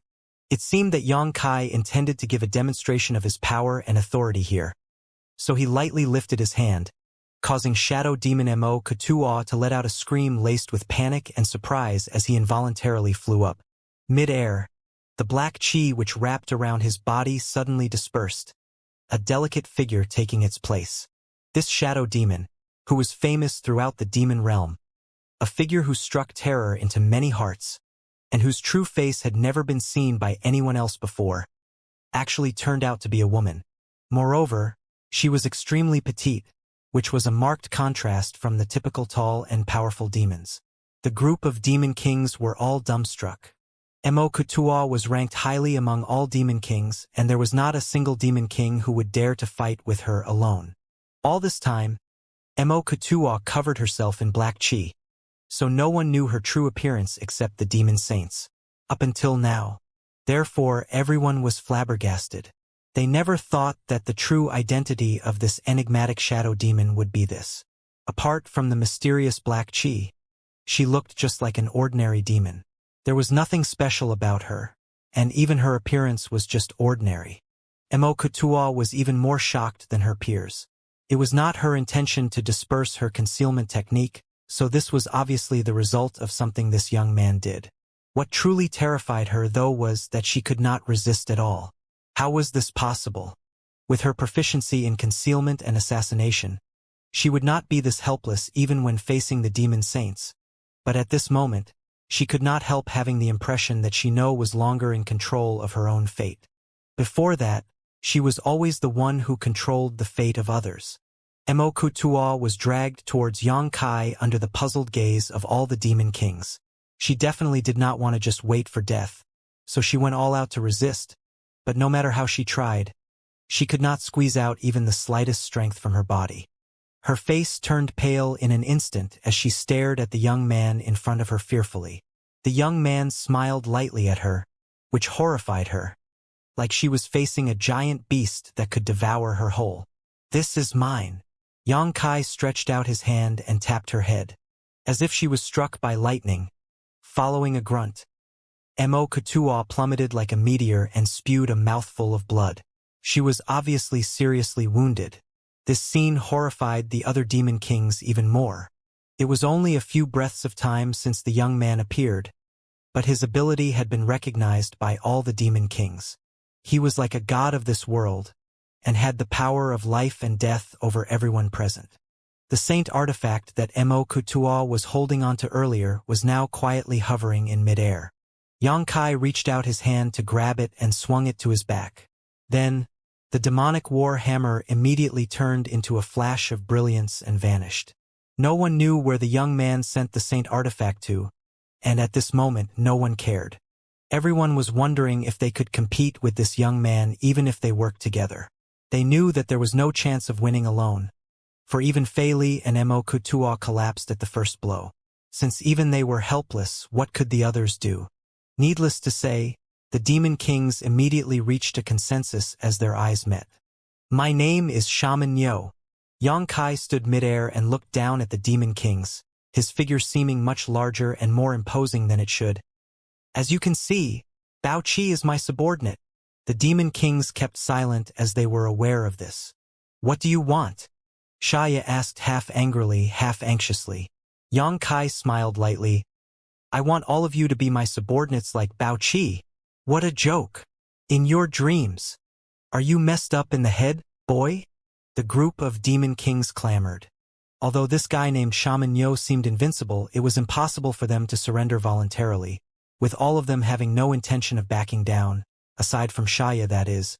Bao Qi stood beside Yang Kai, looking at them coldly and mocking them quietly. Back then, he was like these demon kings. He did not want to submit to Sir Shaman Yo either, but what happened in the end? Sir Shaman Yo did not require his compliance. He simply tore open his knowledge sea defenses and branded him with his soul imprint. Having learnt the lessons of the past, Bao Qi knew the fate that awaited these guys would probably be the same. No one could resist Sir Shaman Yo in this world. Ever since these former colleagues of his stepped into this world, their fate was sealed. You want us to be your slaves just like Bao Qi? Fei Li's jaw moved, snickering as he grinned. Your dreams are quite grand. If you have the ability, just kill us all. Another demon king shouted and was soon echoed by all of the demon king present. Besides Xianxia, who had other plans, all the other demon kings showed an unyielding spirit. Yang Kai swept his eyes around at the demon king below as they stared back at him fearlessly. Nodding gently, he declared, "Since you want to die, I'll help you." As his words fell, he suddenly raised his hand and the face of the demon king who spoke earlier changed. His body involuntarily levitating up to the sky, as if he was lifted by an invisible hand. No matter how much he struggled, he could not resist it at all. The other demon kings certainly would not sit back and watch, so after exchanging looks, they pushed their demon chi and rushed up together. But before they could do anything, Yang Kai suddenly pressed down with his other hand and a powerful force which seemed to come from all around descended on the demon kings. This was the force of an entire world, so restraining the 15 other demon kings on the spot was as easy as snapping one's fingers, making it so none of them could even move a muscle. The faces of the demon kings changed drastically. Although the Shaman Yo showed his unimaginable powers before, they thought that they might still stand a chance if they all united against him. With so many demon kings fighting side by side, perhaps even a demon saint would be given trouble. Nevertheless, reality overwhelmed them with terror. The 15 demon kings were suppressed with just a wave of the enemy's hand. Moreover, he did not seem to have exerted any strength. Was he really a god? What other explanation could there be? All of the demon kings' eyes quivered violently as they turned their eyes to the sky with extreme difficulty. Coo. Fei Li gritted his teeth as he bellowed, "Don't lower your head." The panic in the eyes of the demon king, Coo, dispersed after hearing Fei Li's encouragement. He stood firm as he declared in a muffled voice, "I will never bow." He raised his head with great effort and looked straight into Yang Kai's eyes. Yang Kai tightened the grip of his hand, and a soft noise of a crushed object could be heard. Coo, who had been suspended in midair, collapsed, his physique turning into scattered dust as it fell. Coo was a stone demon, so his physique was as tough as the hardest rock in the world. Stone demons had the greatest defensive ability in the 100 clans, and even Shadow Demon Mo Tuo was not sure if she could break through Coo's defense in one blow. But such a demon king was crushed to dust by this Shaman Yo in an instant. The dust, which was formerly Coo's flesh and blood, rained down on the ground along with 3 hearts. Those were Coo's demon hearts. As long as the demon heart remained, the demon clan would never die. Therefore, as long as any of the 3 demon hearts remained, Coo would have a chance to resurrect. Piu. In the process of falling, the 3 demon hearts exploded one after another, and the pure demon chi spilled out, darkening the surrounding world. The other demon kings' hearts sank, as chills ran up their spines. Coo was dead. He died without being able to resist.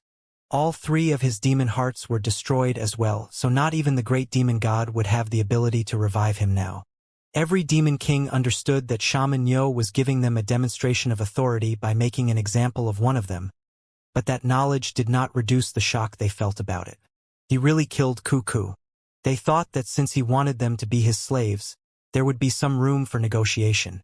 After all, dead people could not be slaves. Nevertheless, he killed Coo without hesitation, as if it did not matter to him and killing them all meant nothing to him. "Oh right, I forgot to tell you." Yang Kai crossed his hands behind his back, swept his eyes across the demon kings, and continued calmly. "My ability is limited, and I can only accept 10 slaves. After all, your cultivations are higher than mine, so 10 is my limit, and I can't accept any more than that. But you still have 15 people here, so—" Yang Kai smiled lightly. "Some of you must die." This smile was imprinted into the demon king's eyes, and it was more terrifying to them than the anger of the demon saints. Bao Qi stood beside Yang Kai without saying anything, having no idea whether what Yang Kai said was true or not. But as far as he knew, it should be accurate. After all, the cost of implanting a soul imprint into another's mind wasn't small, and maintaining these imprints required a certain amount of strength as well. One would not be able to expend their spiritual energy and soul without limit. The true realm of Sir Shaman Yo was not too high, so being able to enslave 10 demon kings was already shocking enough. Including Xianxia and himself, that meant there were only 8 places left, but there were still 14 demon kings present, excluding Xianxia. In other words, he had to kill 6 more. If Bao Qi could figure out such a simple thing, the other demon kings could figure it out too, and for a moment they became gloomy. Killing Cuckoo was not only to set an example, but it was also necessary because there were too many people, so it was useless to keep them all. Aware of this, the mentality of some demon kings began to change. Before Yang Kai's announcement, they were fine with working together, and it was an honor to live and die together. But now that some of them had to die while others could live, self-interest began to creep into these demon kings' mentality, and a faint hostility suddenly broke out into the atmosphere. Yang Kai pressed on. "Let me tell you, even if you don't want to surrender to me, I can still turn you into my slaves. However, I prefer someone who takes the initiative. After all, forcefully picked melons are not sweet." Fei Li bellowed. "Don't listen to his nonsense. He's lying. As long as we insist, he will have no way but to kill us. As a demon king, I'd rather die than surrender." After his shout, many of the demon kings had their courage renewed. It was a great shame to be a slave to the foreign race, and it was even worse given that this foreigner had lower cultivation than them. Yang Kai smiled and did not stop Fei Li from befogging others' minds. He just waited for him to finish, then looked down at a red-eyed demon king. "I'll give you 10 breaths of time to consider whether you want to live or die." The demon king showed a defiant expression on his face and sneered at Yang Kai's request. His strength was restrained in his body and could not put up any real resistance, so he just spat at Yang Kai. Yang Kai continued, "Don't play the victim here. You all set foot onto this land for no reason, burned, looted, and killed my barbarian race. You are the invaders." The demon king snorted. "Then kill me. This king has killed many foreigners anyway. It is not shameful to die here. As you wish." Yang Kai stretched out his hand and tapped on this demon king's forehead. With a soft pop, a hole was pierced into the demon king's head, followed by a few explosions in his body. His demon hearts were shattered, and his body fell down limply, the brilliance in his eyes disappearing in an instant. "I will continue to ask and I will kill until I have enough. Then it's congratulations to the rest. Some of you will be lucky to be my slaves." Yang Kai remarked with an indifferent tone. Compared with the helpless demon kings, it seemed like he was the real demon king, and those who stood in front of him were the weak lambs waiting to be slaughtered. "You'd best pray that all the people I ask refuse me. In that case, the remaining will have a way to live." He walked step by step and soon came to Xianxia, and asked faintly, "Live or die?" Xianxia's face was pale, as if the death of the previous 2 demon kings had given her a great impact. She looked so panicked that she failed to answer Yang Kai's questions in the first place. Fei Li saw this and bellowed, "Xianxia, we will accompany you soon. Death is just a return to the great demon god's embrace. There is nothing to be scared of here." Xianxia stammered, "Fei Li, it's easy for you to talk. The person being asked is me, not you. Death is indeed nothing, but dying in such an ugly way would bring shame to our demon clan." "You?"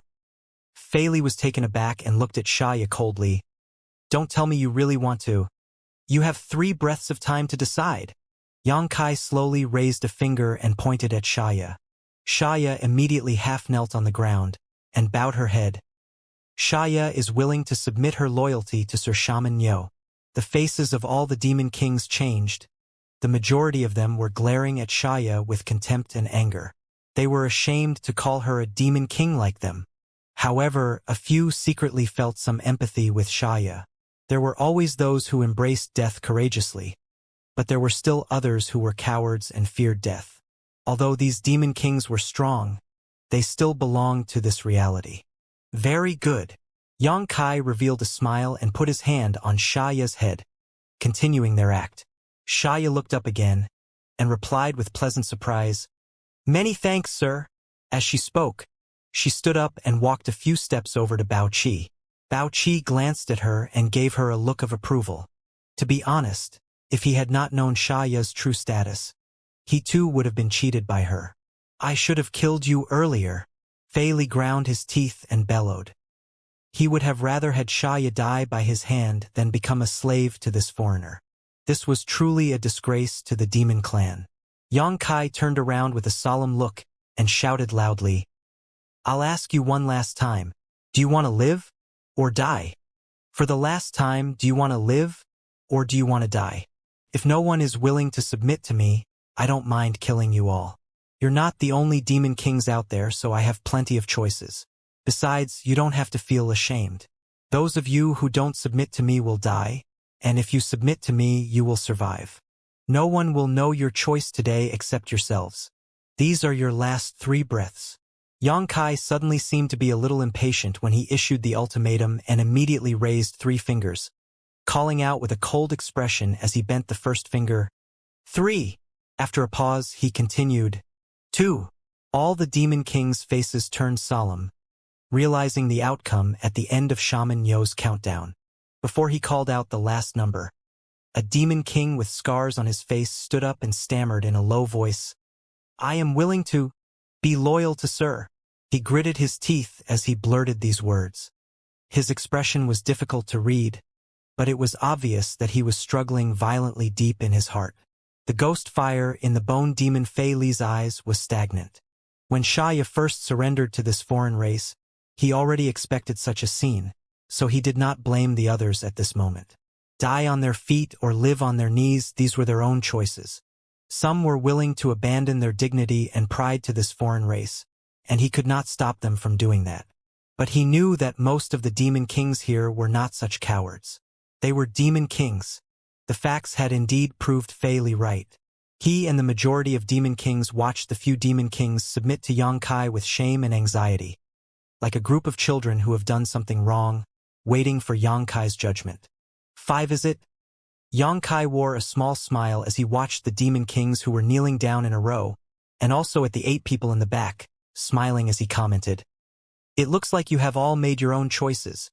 Fei Li snorted coldly, his eyes turning contemptuously to the 5 demon kings in front of him before meeting Xianxia's eyes, the dancing ghost fire in his sockets full of sarcasm. "And the number of people is just right." Xianxia grinned. His words confused the demon kings. Xianxia slowly lifted his hand, his expression indifferent. "Then you may die now. The demon race shall never die." Fei Li shouted. The other demon kings also began chanting one after another, a look of death-defying determination on their faces. Popping sounds were then heard as the bodies of each demon king exploded into a blood mist. There were no bones, and even the demon hearts hidden in their bodies vaporized. Xianxia's grin froze on her face and Bao Qi's eyes twitched violently, while the shock in Fei Li's heart was evident as the 2 bundles of ghost fire flickered wildly in his eye sockets. The other demon kings were also dumbfounded. The slaughtered demon kings were not the demon kings who refused to surrender, but the 5 cowards who bowed their heads to Xianxia. Did he mistakenly kill the wrong group? This thought involuntarily emerged in every demon king's mind. But how was that possible? If it was not a mistake, then there was only one explanation left. This foreigner had done this intentionally. The ones he really wanted to keep with him were not those cowards, but the remaining demon kings who refused to surrender. No wonder he said that the number of people was just right. Besides Bao Qi and Xianxia, who had already surrendered to him, the remaining 8 people were indeed just the right number. What are your intentions here? Fei Li glared coldly at Yang Kai and asked, Don't you understand what my intentions are? Yang Kai chuckled slightly. Fei Li answered, We will never surrender. You should just kill us. Yang Kai nodded in agreement. I have no doubt about that. You have proved it with actual actions, but I said before that even if you don't want to submit, I have a way to turn you into my slaves. I need the true masters among you, while those who actively bow their heads are useless. Xianxia blushed slightly as she surrendered easily without going through much torture. Thinking about that now, she was silently grateful that she was the first to submit to Yang Kai. If she was placed in that position just now, she would most probably be dead. Did you humiliate them, shame them, and then kill them just for this reason? Fei Li's emotions were beginning to boil. The several dead demon kings were cowardly, but Yang Kai's treacherous behavior still infuriated him. Yes, just because of this. Yang Kai looked just as indifferent and emotionless as ever. This was the only way I could clean out the trash. Fei Li opened his mouth and wanted to speak, but Yang Kai waved his hand, not giving him a chance to speak, and continued impatiently, Good, now it's your turn. He stretched out his hand as he spoke, and drew a demon king over in front of him. His left eye suddenly flashed a golden light as he gazed at the demon king authoritatively. The demon king struggled violently but without any success. With the world's suppression and Yang Kai's powerful divine sense influx, the demon king flashed a look of pain on his face, but it was very soon replaced by a resigned expression. By the time Yang Kai put him down, the demon king shook his head uncomfortably, and when he raised his head to look at Yang Kai, his eyes were a bit complicated, but there was no longer any hostility. He bowed respectfully and went to stand silently next to Bao Qi and Xianxia. Welcome, Strength Demon Yula. Bao Qi smiled. The Strength Demon, whose name was Yula, glanced at him but still said nothing, causing Bao Qi to feel snubbed. Hey, what is this? This doesn't look good. Shadow Demon Mo-Kutua gulped nervously and lost interest in trying to use her secret technique to conceal herself. Watching a stubborn and unwilling demon king get subdued by the foreign race in such a short time left Mo-Kutua shocked and anxious. The other demon kings who witnessed the incident felt the same way. They were not afraid of death. If they were really afraid of death, they would not have stood so firmly in place and refused to bend their backs. What they really feared was being enslaved and becoming slaves to another. Even the demon saints had not enslaved them. Without the suppression of this strange world, they would rather use their demon chi to self-destruct instead of living an ignoble life. The sad thing was that they could not even kill themselves now.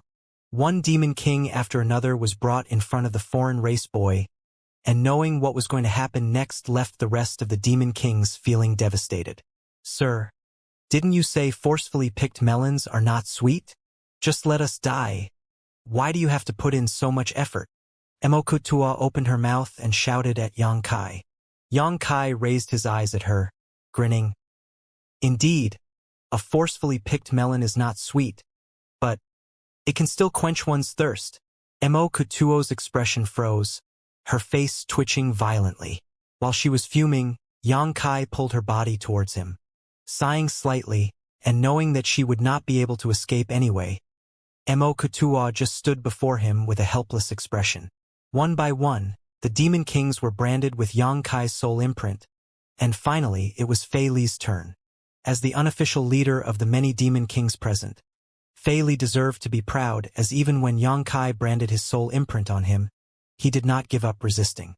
Unfortunately, his resistance was completely useless in the sealed world bead. In just a stick worth of incense, the 8 demon kings with Fei Li as their leader were all subdued.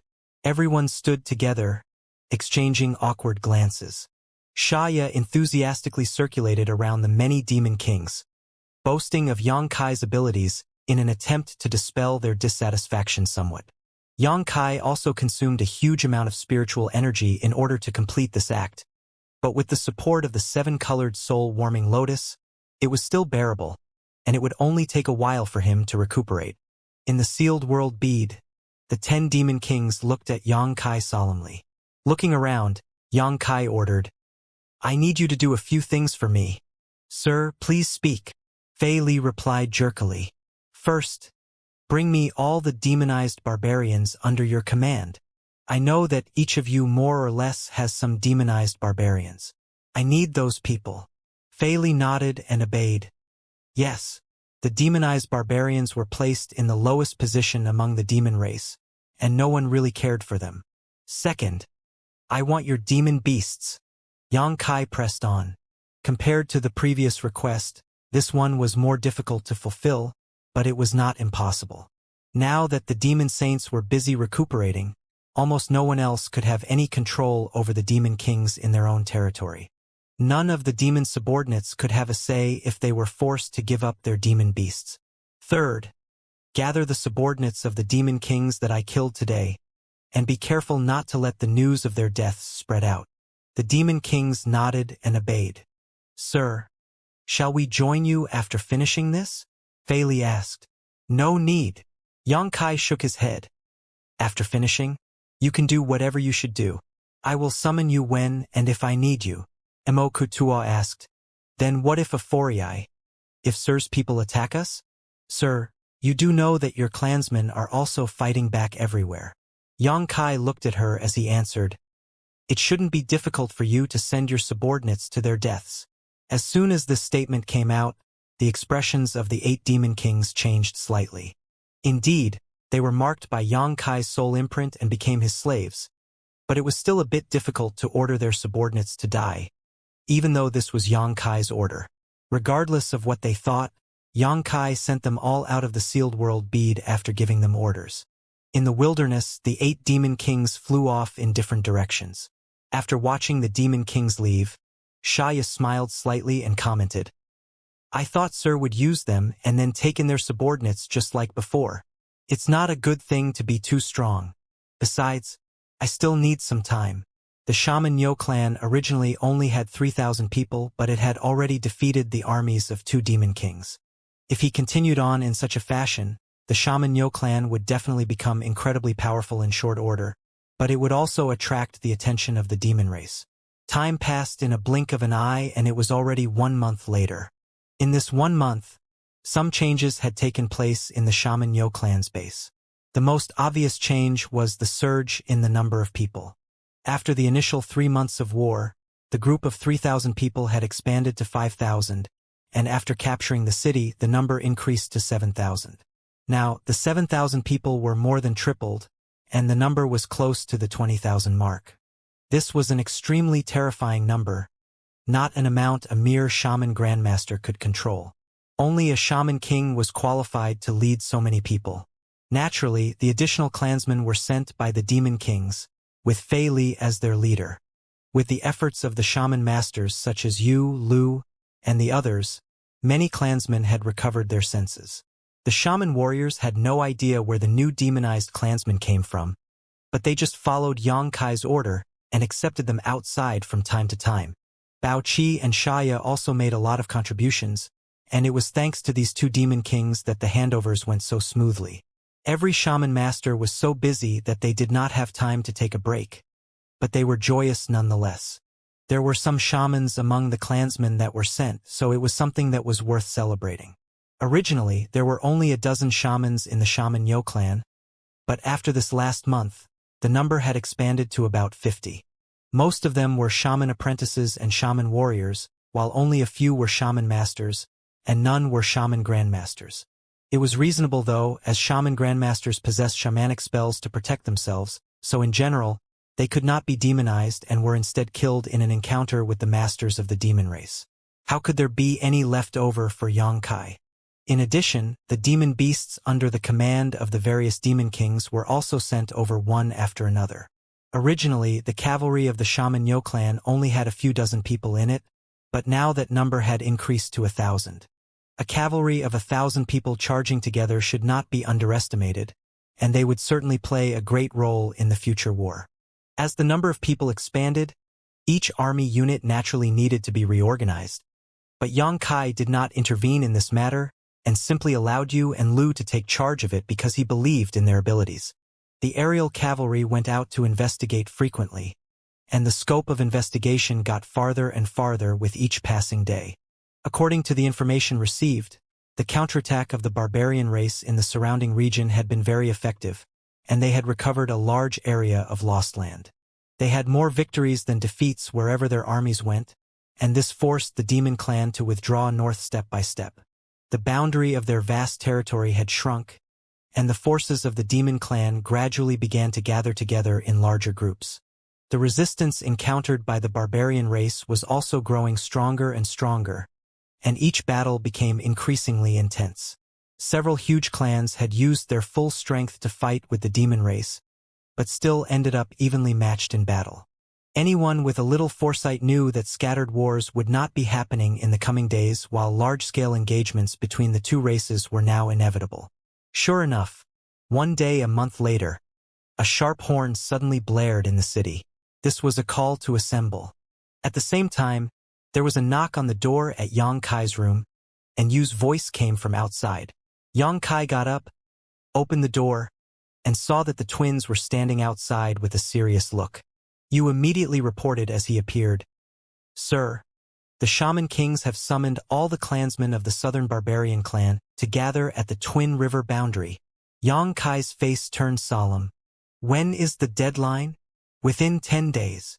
Is there going to be a confrontation there?" Yang Kai frowned. Yu replied, "The message says that there are more than a dozen demon kings gathered together, so we need to bring all the power of the Southern Barbarian clan to bear." "More than a dozen demon kings?" Yang Kai raised his brow. The first thought that came to mind was whether there were any of his own people among these dozen demon kings. If so, the matter would be easy to handle. The horns inside the city continued blaring loudly. Since it was an order given by the Shaman Kings, Yang Kai naturally could not go against it, so he quickly announced, "Let the clansmen be prepared to depart within 2 hours." "Yes." The twins nodded and left. 2 hours later, nearly 20,000 people assembled outside the city. Instead of riding on a giant eagle, Yang Kai mounted on the back of a huge demon beast as he looked around at his army without saying too much, simply waving his hand as he roared, "Move out!" The coordinated marching started, and the rhythm of stomps was like a beating war drum. 20,000 people divided into more than 20 units and marched towards the Twin River boundary. A moment later, Yang Kai turned to Bao Qi and said in a low voice, "Get in touch with Fei Li and get a report on the situation with the demon race." Bao Qi gave a small nod, and soon a black crow flew out of his body, flapping its wings and disappearing from everyone's vision. At this point, the barbarians were not surprised by such a sight anymore. The marching of 20,000 people was not a simple thing. The coordination, cooperation, and vigilance among various groups required active communication and precise orders. Although it was the first time Yang Kai was commanding so many people, he still had the experiences and temperament of an Emperor Realm Master, while his divine sense was incredibly powerful. Therefore, although he was not very well adapted in the first few days, he very soon got the hang of it and could issue all kinds of commands in an orderly manner, like a real commander who was thoroughly experienced in the art of war. Although the size of the troops was massive, their progression was not slow at all. Along the way, they came across some scattered soldiers of the demon race, who were all slaughtered effortlessly, which greatly raised the morale of the Shaman Yo clan. But Yang Kai felt a slight unease in his heart, because Fei Li did not return any reply, which made him feel that something was wrong. Fei Li was marked by his soul imprint and became his slave. Although he could not scan the former's thoughts because of the distance between them, Yang Kai knew that Fei Li couldn't betray him. But after another few more days, there was still no message from him. Yet Yang Kai could perceive that Fei Li was not dead. It was not until the 7th day that a small black spot appeared in the sky. Yang Kai looked up and confirmed that it was a black crow that was formed from the demon chi, which was the most common way of long-distance communication between demon kings. The black crow flew straight towards them, circled over the army for a while, and then landed on Bao Qi's shoulder. Bao Qi caught the black crow, and the lifelike animal immediately turned into a wisp of black chi, which was then inhaled into his body. Followed by a tremble, Bao Qi put on a horrified face and turned to Yang Kai. Mo Duo has come. What? Xiaoya's beautiful face turned pale too, and looked at Bao Qi in shock. How is that possible? Yang Kai frowned and questioned. Who's that? He could guess from the expressions of the two demon kings that this Mo Duo was definitely an incredible figure. Otherwise his mere presence would not frighten Bao Qi and Xiaoya so much. And given that the name itself could have such a terrifying effect, it must be. Mo Duo is a demon saint. Yang Kai was puzzled. Aren't all the demon saints recovering from their injuries? What is going on with this Mo Duo then? He turned to Xiaoya and asked. All the information he had regarding the situation of the demon race was provided by Xiaoya. Earlier, Xiaoya did say that the demon saints were recuperating, and the information obtained by the barbarian race also proved her statement. If the demon saints were all injured, they couldn't be fully recovered in just a few months. Xiaoya replied with a pale face. Senior Mo Duo, he is probably new here. New here? Bao Qi explained. Just arrived recently.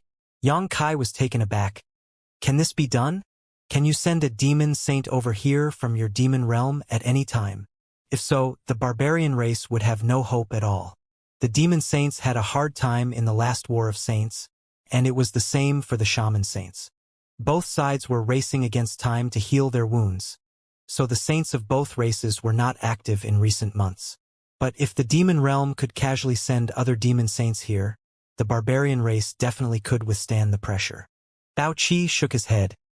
It's impossible under normal circumstances. The opening in the world barrier created by Great Demon God last time has reached the limit for allowing demons to pass through. If more demons pass through, the opening will certainly become unstable, meaning we won't be able to return. Regarding Senior Mo Duo, perhaps he paid some kind of heavy price to arrive in this land. Xiaoya continued. The abilities of demon saints are unimaginable. Maybe there is something that we don't comprehend or understand. Bao Qi took in a breath softly. In any case, Demon Saint Mo Duo is here now, and his goal is the southern barbarian clan. Yang Kai's face changed. Sir, we can't proceed. The reason why Fei Li replied so late is that he didn't dare to simply spread the news when Demon Saint Mo Duo was around. But according to the information he obtained, Demon Saint Mo Duo is going to destroy one of your clans this time and show your barbarian race the consequences of defying the demon race. The reason why he hasn't acted yet is simply that he is waiting for all of you to gather together. Once the time is right, he will personally exterminate your whole army. Xiaoya tried to convince Yang Kai too. Yes, sir, we need to withdraw. Yang Kai glanced at them and responded in a deep voice. If it were you, would you go forward bravely or retreat in fear? They did not answer. Not to mention what Xiaoya would do, but Bao Qi definitely would move forward bravely. 20,000 people was not a small number, and once they joined together with the rest of the South Barbarian clan, it may have unexpected effects. It may or may not turn defeat into victory, but it would definitely increase the strength of the South Barbarian clan. Both of them already knew Yang Kai's choice. Speed up! Yang Kai bellowed, urging his demon beast mount, causing it to immediately accelerate. The shaman masters started to chant their incantations, and one radiance after another of the light body spell shrouded the army, allowing their marching speed to dramatically increase. They used a day to achieve a 2-day journey as their destination was not far away now. But at this time, a notably uneasy aura suddenly enveloped everyone from all directions. It seemed as if the whole world was aware of something abnormal and was giving out warnings to all beings who existed in his region. The demon beasts of the cavalry obviously felt uncomfortable and roared uncontrollably. Several dozen demon beasts even ran wild and tried to escape, causing the orderly march to turn chaotic. Yang Kai frowned and looked up to the front as if he felt something. He narrowed his eyes slightly and raised his hand to stop the advance of the army. The demon beasts were getting more and more restless, and while the cavalry tried to suppress them, it was to no avail. The clansmen did not understand why they had to come to a stop, and all turned to Yang Kai before looking in the direction of his gaze. More and more clansmen turned their eyes to the sky in the distance and somehow felt their hearts begin to palpitate. Suddenly, a black dot appeared over the horizon. Although the black dot was small, it was particularly conspicuous. In the beginning, the small black was only quietly hovering in the sky, emitting a frightening aura, but after only 3 breaths of time, the small black suddenly plummeted. As it fell, the small black dot expanded rapidly, just like a black hole that devoured all things, turning everything inside of it into nothingness. Black brilliance! Bao Qi's eyes widened as he exclaimed while Xiaoya's face turned bloodless as she stared at the rapidly expanding black hole with fear and panic. She could not even utter a word, and if not for Yang Kai being right beside her, perhaps she would have just turned around and run away immediately. Yang Kai's heart sank. Although he did not know what the so-called black brilliance Bao Qi mentioned was, he could still feel the world-destroying aura it gave off even from so far away. The location of the black brilliance was obviously Twin River Boundary, which was the assembly point for the South Barbarian clan. This was a conspiracy to destroy the forces of the South Barbarian clan. The shaman kings of South Barbarian clan had no idea, nor did the shaman grandmasters of the South Barbarian clan. Yang Kai knew now, but it was too late. How is that possible? How is that possible? Bao Qi kept muttering in shock, as if everything he saw before him was incomprehensible. What is it? Yang Kai turned to him. Bao Qi took a deep breath and explained, "It's a natural disaster in the demon realm, which consists of a strong corrosive force that can even disintegrate the land itself. Once it appears, ordinary demons stand no chance of resisting it, and even the demon kings are forced to retreat. But how is it possible for black brilliance to appear here? The demon realm was a defiled land. Compared to this world, the environment of the demon realm was dreadfully bad, and natural disasters occurred frequently. Black brilliance was one of the many natural disasters of the demon realm. No one knew what it was or why it occurred, but it would take away a huge number of demons' lives every time it appeared, along with destroying a vast area of land in the demon realm. That was why the demon race needed to fight endlessly to explore and conquer new great worlds. Of course, fighting was their inherent nature, but they were also doing it for their own survival. Nevertheless, every great world conquered by them would become fragmented within tens of thousands of years, and then they would have to turn to another new great world, causing the cycle to repeat again and again. Bao Qi did not understand why black brilliance, a natural disaster of the demon realm, appeared on this land, but that didn't change the reality in front of him. He was afraid that no one would survive in the land covered by the black brilliance. While talking, the black brilliance had expanded and covered almost half of the sky, looking like a giant meteor crashing heavily to the earth from the heavens above. There was no unusual noise, but the land was wrapped in darkness in an instant. The darkness gradually spread to its surroundings, and the demon beasts in the Shaman Yo clan became more and more restless, shaking their hooves irritably. They refused to go forward regardless of how the warriors on their backs urged them. "Taya!" Yang Kai shouted. Taya looked at him. Yang Kai instructed calmly, "If I'm not back in an hour, lead everyone away from here." Taya nodded gently. "What do you want to do, sir?" Bao Qi looked at Yang Kai in wonder but did not get any response. The next moment, with a flash, Yang Kai, who was sitting on the back of his demon beast, disappeared.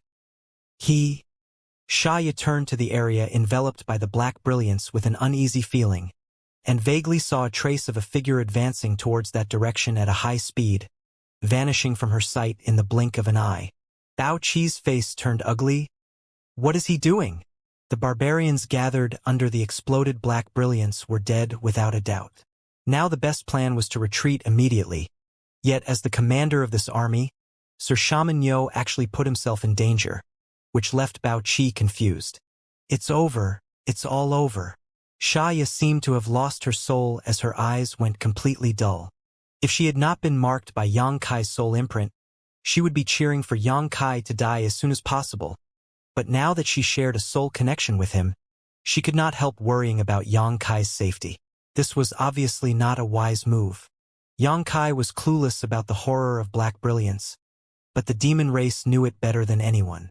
If even demon kings had to retreat under this circumstance, how could Sir Shaman Yo, who was supposedly only as strong as a demon great general, end well by going there? The two demon kings exchanged helpless looks as they could only pray that when Xianxia arrived there, the black brilliance would stop. It was uncertain if their prayers really worked, but the darkness in the distance only lasted for less than a stick of incense worth of time before gradually dissipating. This surprised both Baoqi and Xianxia because in the demon realm, once the black brilliance erupted, it took at least a few days to several months for it to end. During this period, a vast area of land would vanish and turn into nothingness, and even the local world principles would be destroyed. It could be said that the dilapidation of the demon realm had a great relationship with the existence of black brilliance.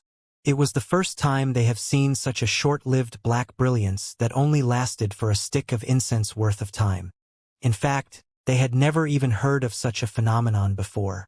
However, it was strange for black brilliance to appear in this world in the first place, so the two speculated that either it was due to the demon saint Mo Duo, or some ability of great demon god which transferred an existing black brilliance in the demon realm to this place. Of course, no matter how amazing such abilities were, there would always be various restrictions, which was probably the biggest reason why the duration of the black brilliance was so short. At the same time, Xianxia also noticed this and advanced towards his destination fearlessly, despite knowing that a demon saint was present. He did not even know why he wanted to rush over, as there were likely no survivors, but there was an impulse in him that compelled him to move forward. To his surprise, he suddenly wondered if he had fully adapted to his current identity as a member of the ancient barbarian race and his role as a shaman grandmaster. After shaking his thoughts aside, Xianxia put all his focus into his eyes as he scanned the area in front of him, especially the giant pit up ahead which seemed surrounded by vague figures. It was too far away, so even with Xianxia's eyesight, he could not see the situation there clearly. But he knew that the clansmen of the South Barbarian clans were not all dead, and there must still be some survivors. The demons obviously had long anticipated this though, so they were surrounding the huge pit and were waiting to finish off those barbarians that had not died in the initial blast. With a fluctuation of space principles, Xianxia leapt forward again and again. The demons surrounding the huge pit began to charge down once the black brilliance faded, and with the advantage of descending from the high ground, they were like wild beasts that attempted to devour all the barbarians. The barbarian survivors gathered together under their respective leaders and fought back with all their might. Unyielding roars began to reverberate, and the noises of fighting and killing filled the air. The huge pit, corroded by the black brilliance, suddenly turned into a bloody battle. The demons approached the barbarians from all directions, and the survivors of the South Barbarian clan shrank their line of defense little by little without showing any signs of surrendering. However, the huge disparity in numbers and the initial damage caused by the black brilliance to the South Barbarian clan left the demon race at an absolute advantage. It was only a matter of time before the South Barbarian clan perished. At this time, Xianxia arrived on the battlefield.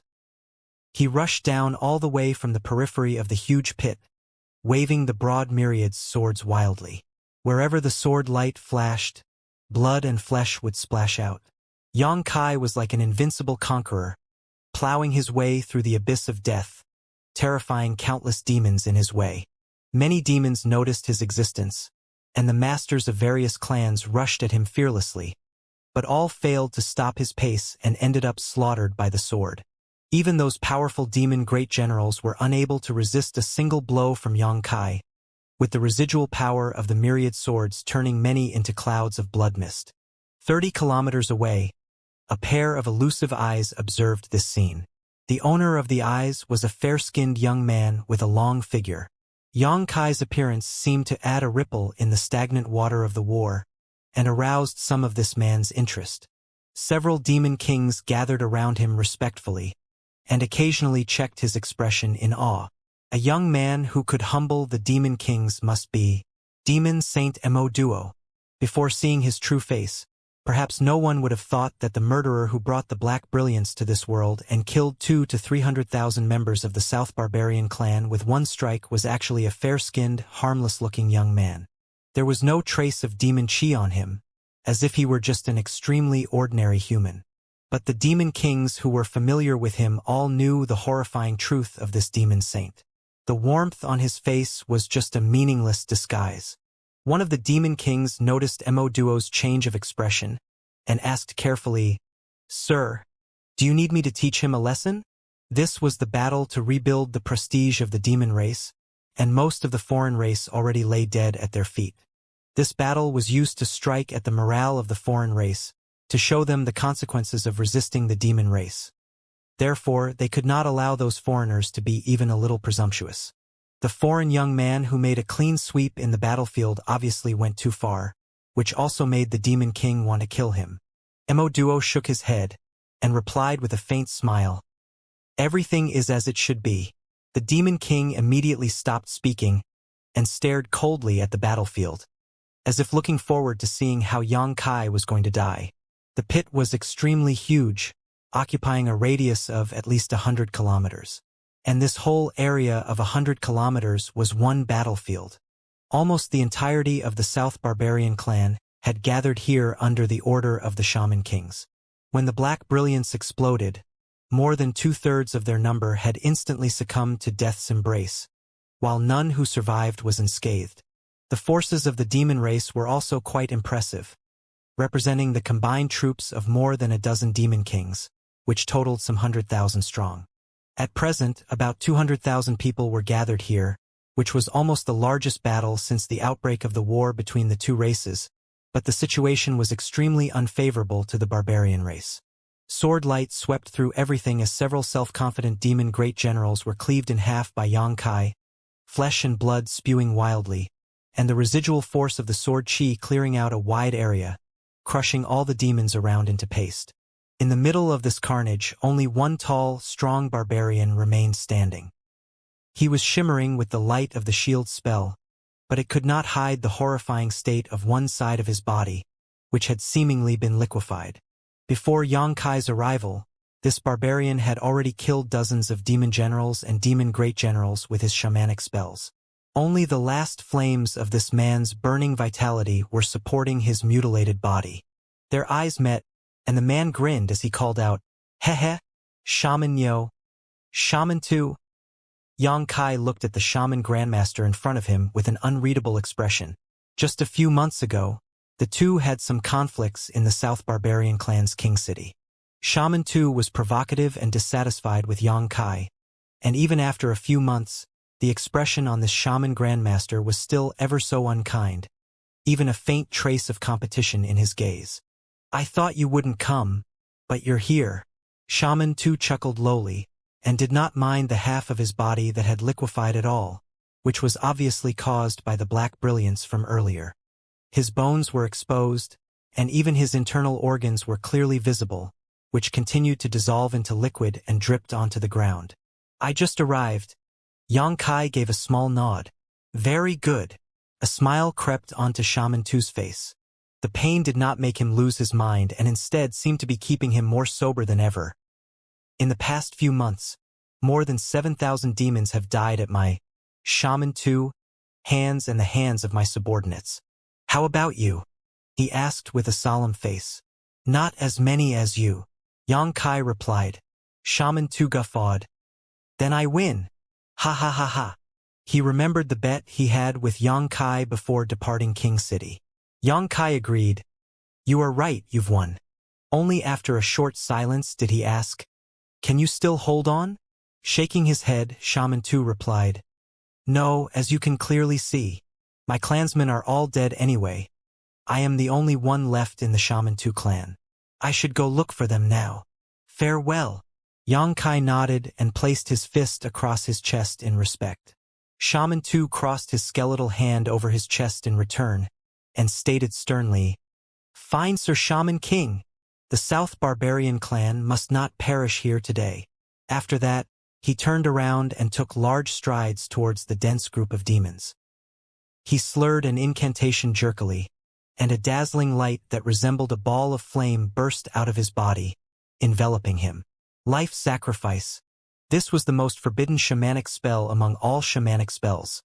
However, at this moment, Shaman Tu used it to illuminate the last brilliance of his life.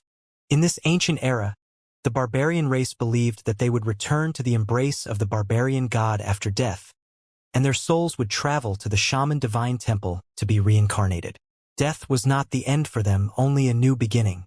The only kind of people who did not qualify would be the shaman masters who used the forbidden spell, life sacrifice. Therefore, under normal circumstances, even if a shaman grandmaster was at the brink of death, they would not use this spell. Once it was cast, one would lose their qualifications to return to the embrace of the barbarian god and have their soul rest in shaman divine temple. It was an intolerable fate. But in the face of the demon race who invaded their homeland, Shaman 2 did not hesitate to make such a choice. Even if he would become a lonely ghost, even if he was abandoned by the barbarian gods, he had to contribute his last bit of strength to his clansmen.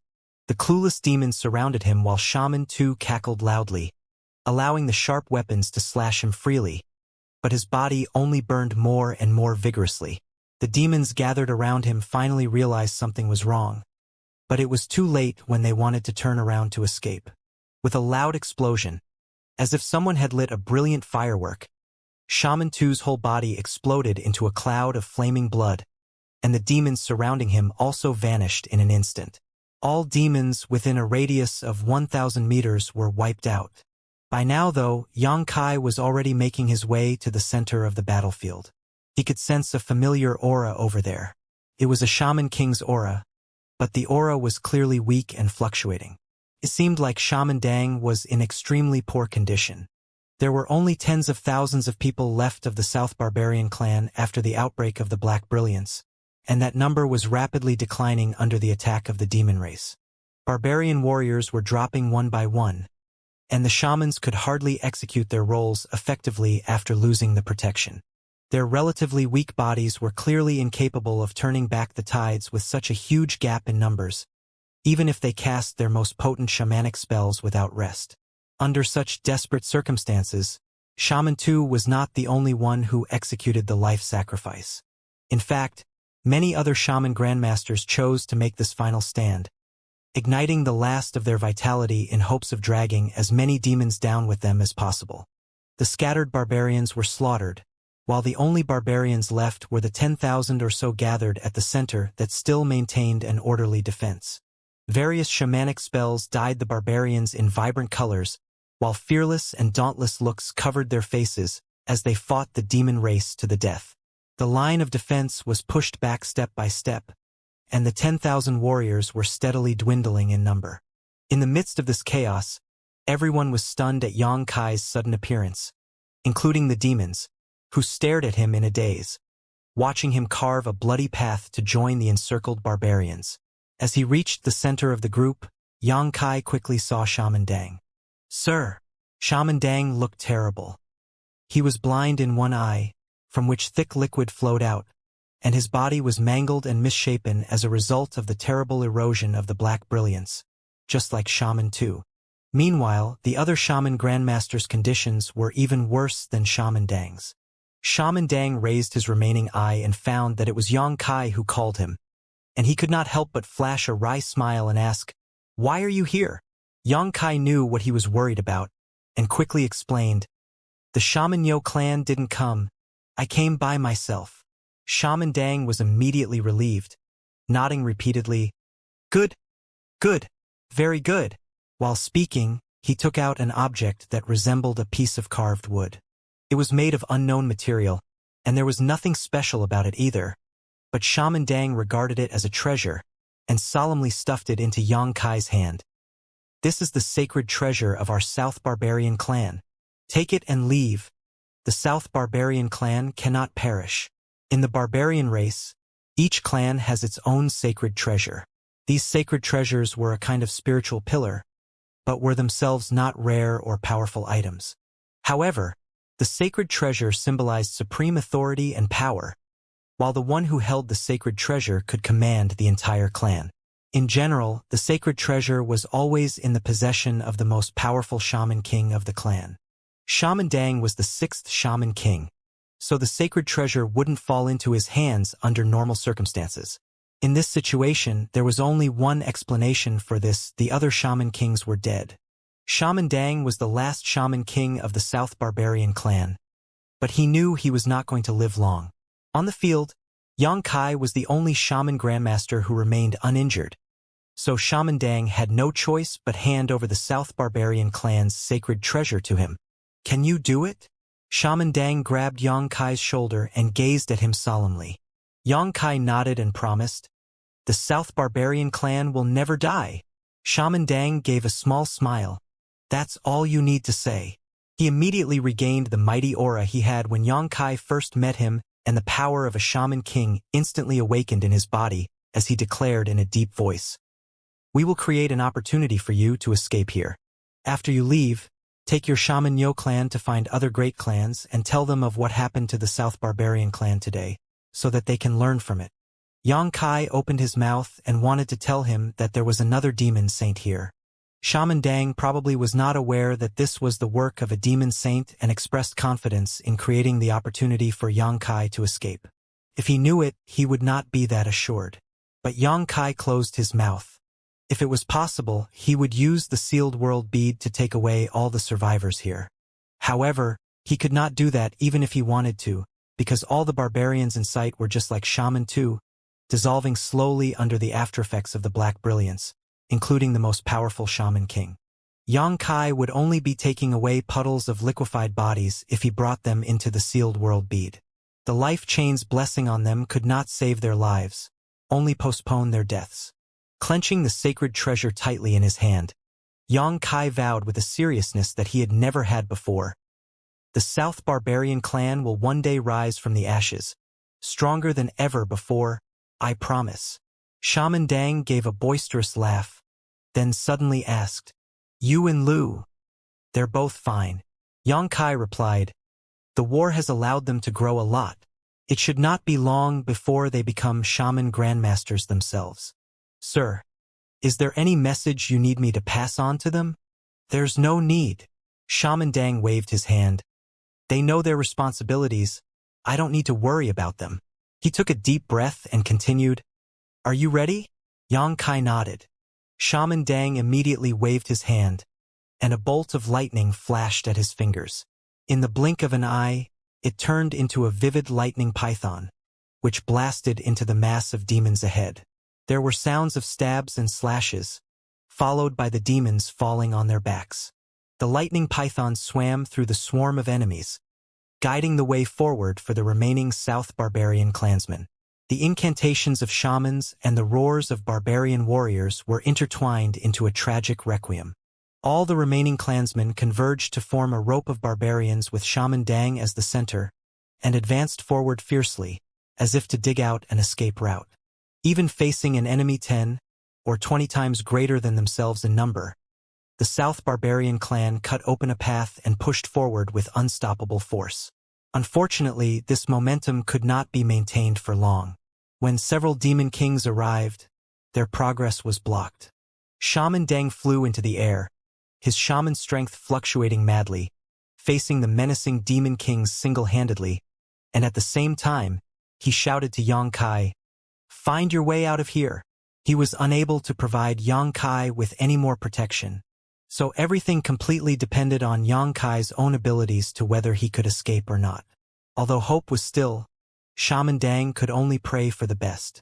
Yang Kai nodded at him, not intending to expose any more of himself at this place. He had felt a pair of eyes watching him silently ever since he set foot on this battlefield. Undoubtedly, the owner of that gaze was Demon Saint Mo Duo. Therefore, he had been hiding his true strength the whole time. He had never experienced the power of a demon saint before, but he knew that he was definitely not a match for such a master. If he managed to provoke the demon saint, he may not be able to escape from here. Teleportation did not work here, because the world principles were severely damaged and warped by the black brilliance, so space itself was extremely unstable. As long as Yang Kai could find a way to leave this pit, he could use his most proficient skills at will.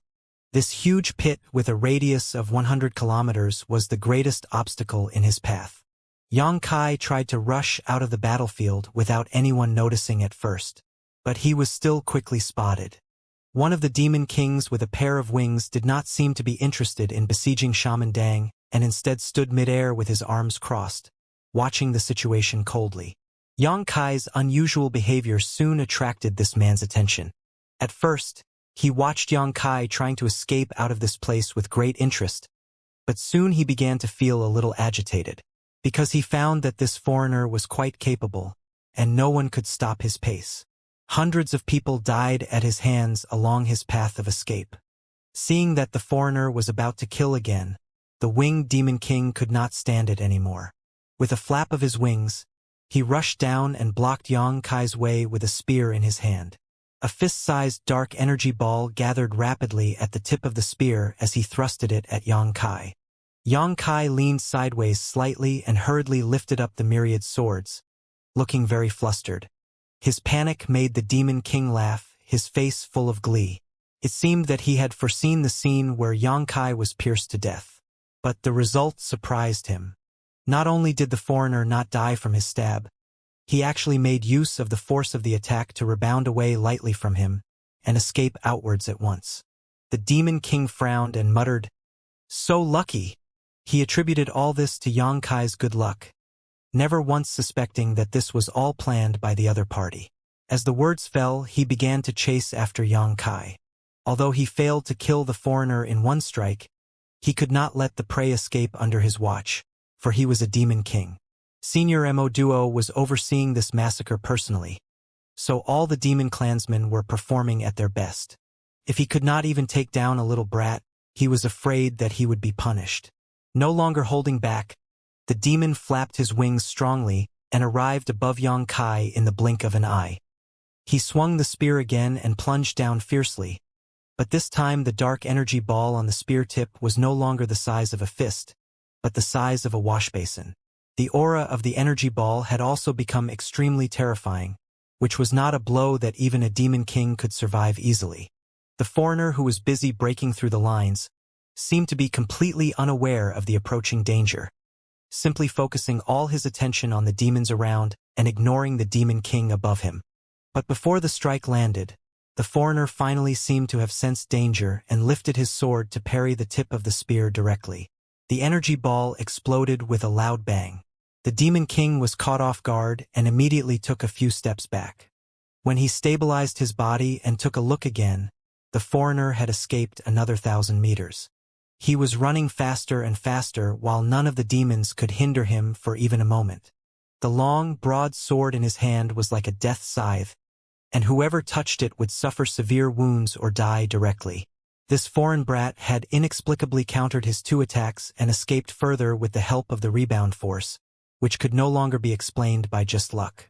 The demon king's face changed as he shouted angrily, "Damn it! I'll rip you to pieces." He felt that he was being taunted and teased by a foreigner whose strength was lower than his own, and he could not help becoming embarrassed about it. With a furious pounce, his speed shot up dramatically and he instantly caught up with Yang Kai. He made his 3rd move, but this time he went all out, without any reservation. His demon chi surged and the power of the spear thrust he made was truly frightening. Yang Kai had to turn around to face him this time, swinging the myriad sword with one hand while performing various hand seals with the other, in coordination with the incantations uttered from his mouth, resulting in the dazzling brilliance of powerful shamanic spells. The two clashed. This fight was extremely tough for Yang Kai, but not because the opponent was strong, for he was now a peak-level shaman grandmaster. Although he was still one step away from Shaman King, he had the experience and foundation of an Emperor Realm Master and possessed many divine abilities and skills that were not supposed to be possessed by a Shaman Grandmaster. He even had the ability to kill the winged Demon King who had been chasing him all the time like a shadow. But killing this Demon King would undoubtedly attract the attention of the Demon Saint. Therefore, Yang Kai had to use just the right amount of strength and feign a look of going all out while luckily managing to survive under the attack of his opponent while constantly being at risk of death. Nevertheless, doing this in the midst of a chaotic battlefield under such great pressure was no easy task. Fortunately, Yang Kai was no ordinary individual and managed to pull off this little show effectively. The Demon Saint was still paying attention to him, but he did not pique too much of his interest. He kept retreating while fighting with his opponent and purposely retreated towards the edge of the huge pit. On the other hand, Yang Kai's opponent was getting more and more annoyed, while a strange sense of discord arose in his heart. This foreign brat was like an undying roach that was always somehow able to survive his furious attacks. Although he fought embarrassingly and seemed to be in constant danger, he could always slip away in a moment of crisis. The winged demon king launched more and more fierce attacks on Xianxia, but he was unable to kill him as he wished. On the contrary, the aftermath of their clashes ended up killing many demons instead. He could feel that his colleagues were pointing at him beside the demon saint in the distance, as if they were mocking his incompetence. He finally reached the limit of his tolerance. A vicious look flashed in his eyes, and he stabbed Xianxia with the spear again. With difficulty, Xianxia resolved the attack, but the demon king revealed a cold smile and shouted ferociously, "Go to hell!" At the same time, a number of feathers on his right wing suddenly turned red and shot out, hitting Xianxia's chest in an instant like an invincible spear. This was the demon king's innate divine ability. Compared to the unlimited use of Xianxia's light of enchantment, his innate divine ability relied on his own feathers, which were carefully refined and would vanish after use. His feathers were the consumables needed for his innate divine ability. Nevertheless, this ability had great lethality. The demon king would not use this ability in normal circumstances, but this foreign brat had humiliated him beyond his tolerance, so he urgently wanted to kill him to save his face.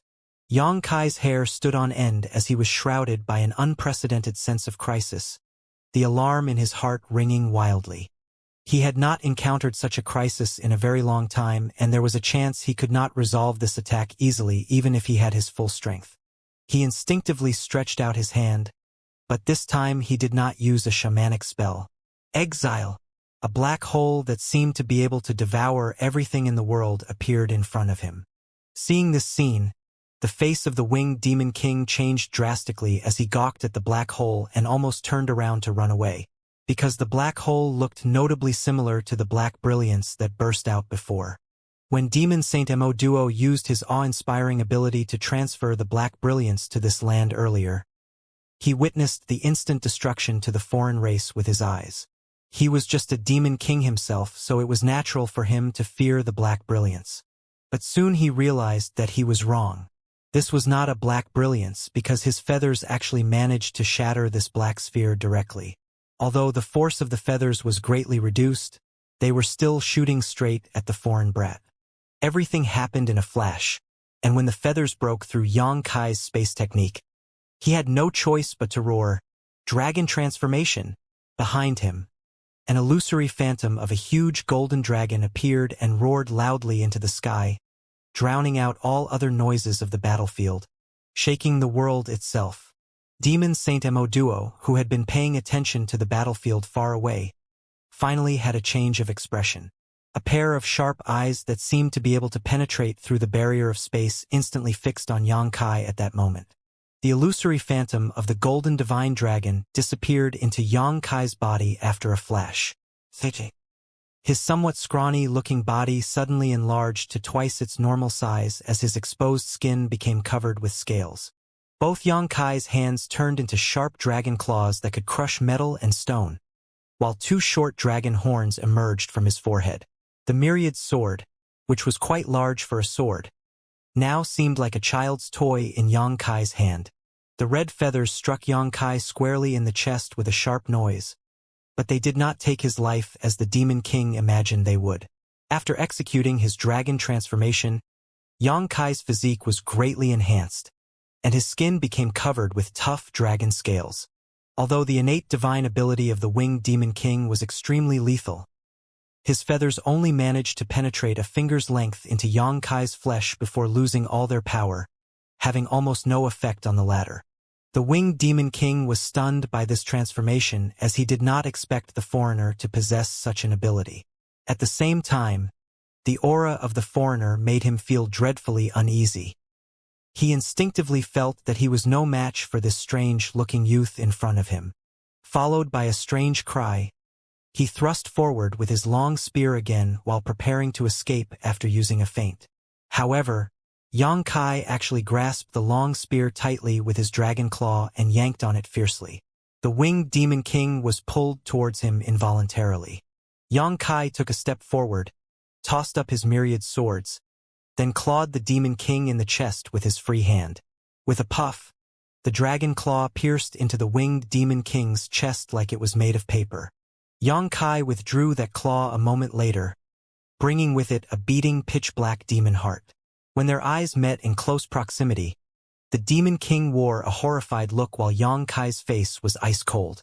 With a clench of his fist, Xianxia crushed the demon heart in his grasp, and the winged Demon King let out a shrill scream. At the same time, he was blasted into a blood mist by the terrifying dragon aura. Another of the 3 demon hearts in his body was crushed in an instant, leaving only the last one, which fled away as if it had a spirit. Within the demon heart was a black chi that contained a consciousness. It was clearly the winged Demon King's soul that had been shrunk down countless times in size, hiding within his last demon heart. Xianxia did not pursue this heart, however, not because he didn't want to, but because he didn't have time to. Even if this winged Demon King had 2 of his demon hearts destroyed, he could still revive with the aid of his last demon heart, though his strength would definitely be greatly reduced. Therefore, he would not be a concern in the near future. Xianxia hurriedly turned around and rushed out of the huge pit. He was already close to the edge, and after just 10 breaths of time, Xianxia reached the top of the crater, only to find himself blocked by a figure that was neither tall nor burly. However, the shadow cast by this man seemed to cover the whole sky. Duo had reached this world not long ago, but he already knew the means of the foreign race like the back of his hand, so seeing someone using a completely different power, and one that was actually capable of easily killing a powerful Demon King, Duo was naturally interested in it. Therefore, he acted personally, wanting to catch this foreigner and study his unique powers. When he suddenly emerged in front of Xianxia, Duo examined the former from above without restraint, recklessly enveloping him with his powerful divine sense, as if trying to dissect him thoroughly. But the result surprised Duo, because even he could not penetrate into the depths of this youth's knowledge sea. The knowledge sea of this foreigner seemed to have an invisible layer of powerful protection, and that protection was so firm that even a demon saint could do nothing about it. What a strange guy! Duo's interest piqued even more, and he asked, "What's your name?" Xianxia maintained his dragon transformation and stared warily at the young-looking man in front of him. Although it was their first time meeting, Xianxia knew his identity, because this pair of eyes gave him a notably familiar feeling. This was the pair of eyes that had been watching him the whole time. Xianxia quickly jumped out of the huge pit, stood 10 meters away from Duo, clapped his hands and grinned, "Your father!" When the words fell, Xianxia immediately made his move. With a swing of his hands, a massive moon blade was formed and shot towards Duo. "Oh!" Duo frowned in surprise, but it was more of a pleasant surprise than shock. Instead of dodging, he stretched out his hand to grab the pitch-black moon blade, as if he wanted to feel it personally. The moon blade cut through his hand and banished half of his arm into the void, causing blood to spurt out of the clean cut. Duo's expression turned more excited, as if he had found something new and interesting, and rather than flinching from the pain, he took a step forward. Xianxia did not back down either, charging recklessly towards Duo who was approaching him. He raised his arms, and 2 giant phantom dragon claws overcast Duo in an instant. Duo's blood spurted from all over his body with hissing sounds, and his body seemed on the verge of fragmenting. After just 3 breaths of time, Demon Saint Duo turned into a pool of rotten meat and died just like that. The Demon Kings who were watching from far away were all dumbstruck, staring at the scene in a daze. They wished that they could gouge out their eyes and throw them there to have a clear look. Senior Duo died. How is that possible?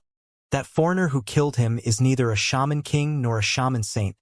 He's just some nobody. Xianxia was a little lost too. When Duo appeared in front of his eyes, he sensed his outstanding strength and knew he was definitely an existence comparable to a great emperor, because that kind of aura could only be exuded by a great emperor-level powerhouse. So how could such a master be killed by him in just a few moves? Instead of pleasant surprise, Xianxia only felt uneasy. He soon realized where the uneasiness came from, because Duo, who should have died, somehow appeared behind him, as if what he had just experienced was all an illusion. But Yang Kai knew that it was not an illusion, because the sensation of hot spurting blood on his hands was simply too real.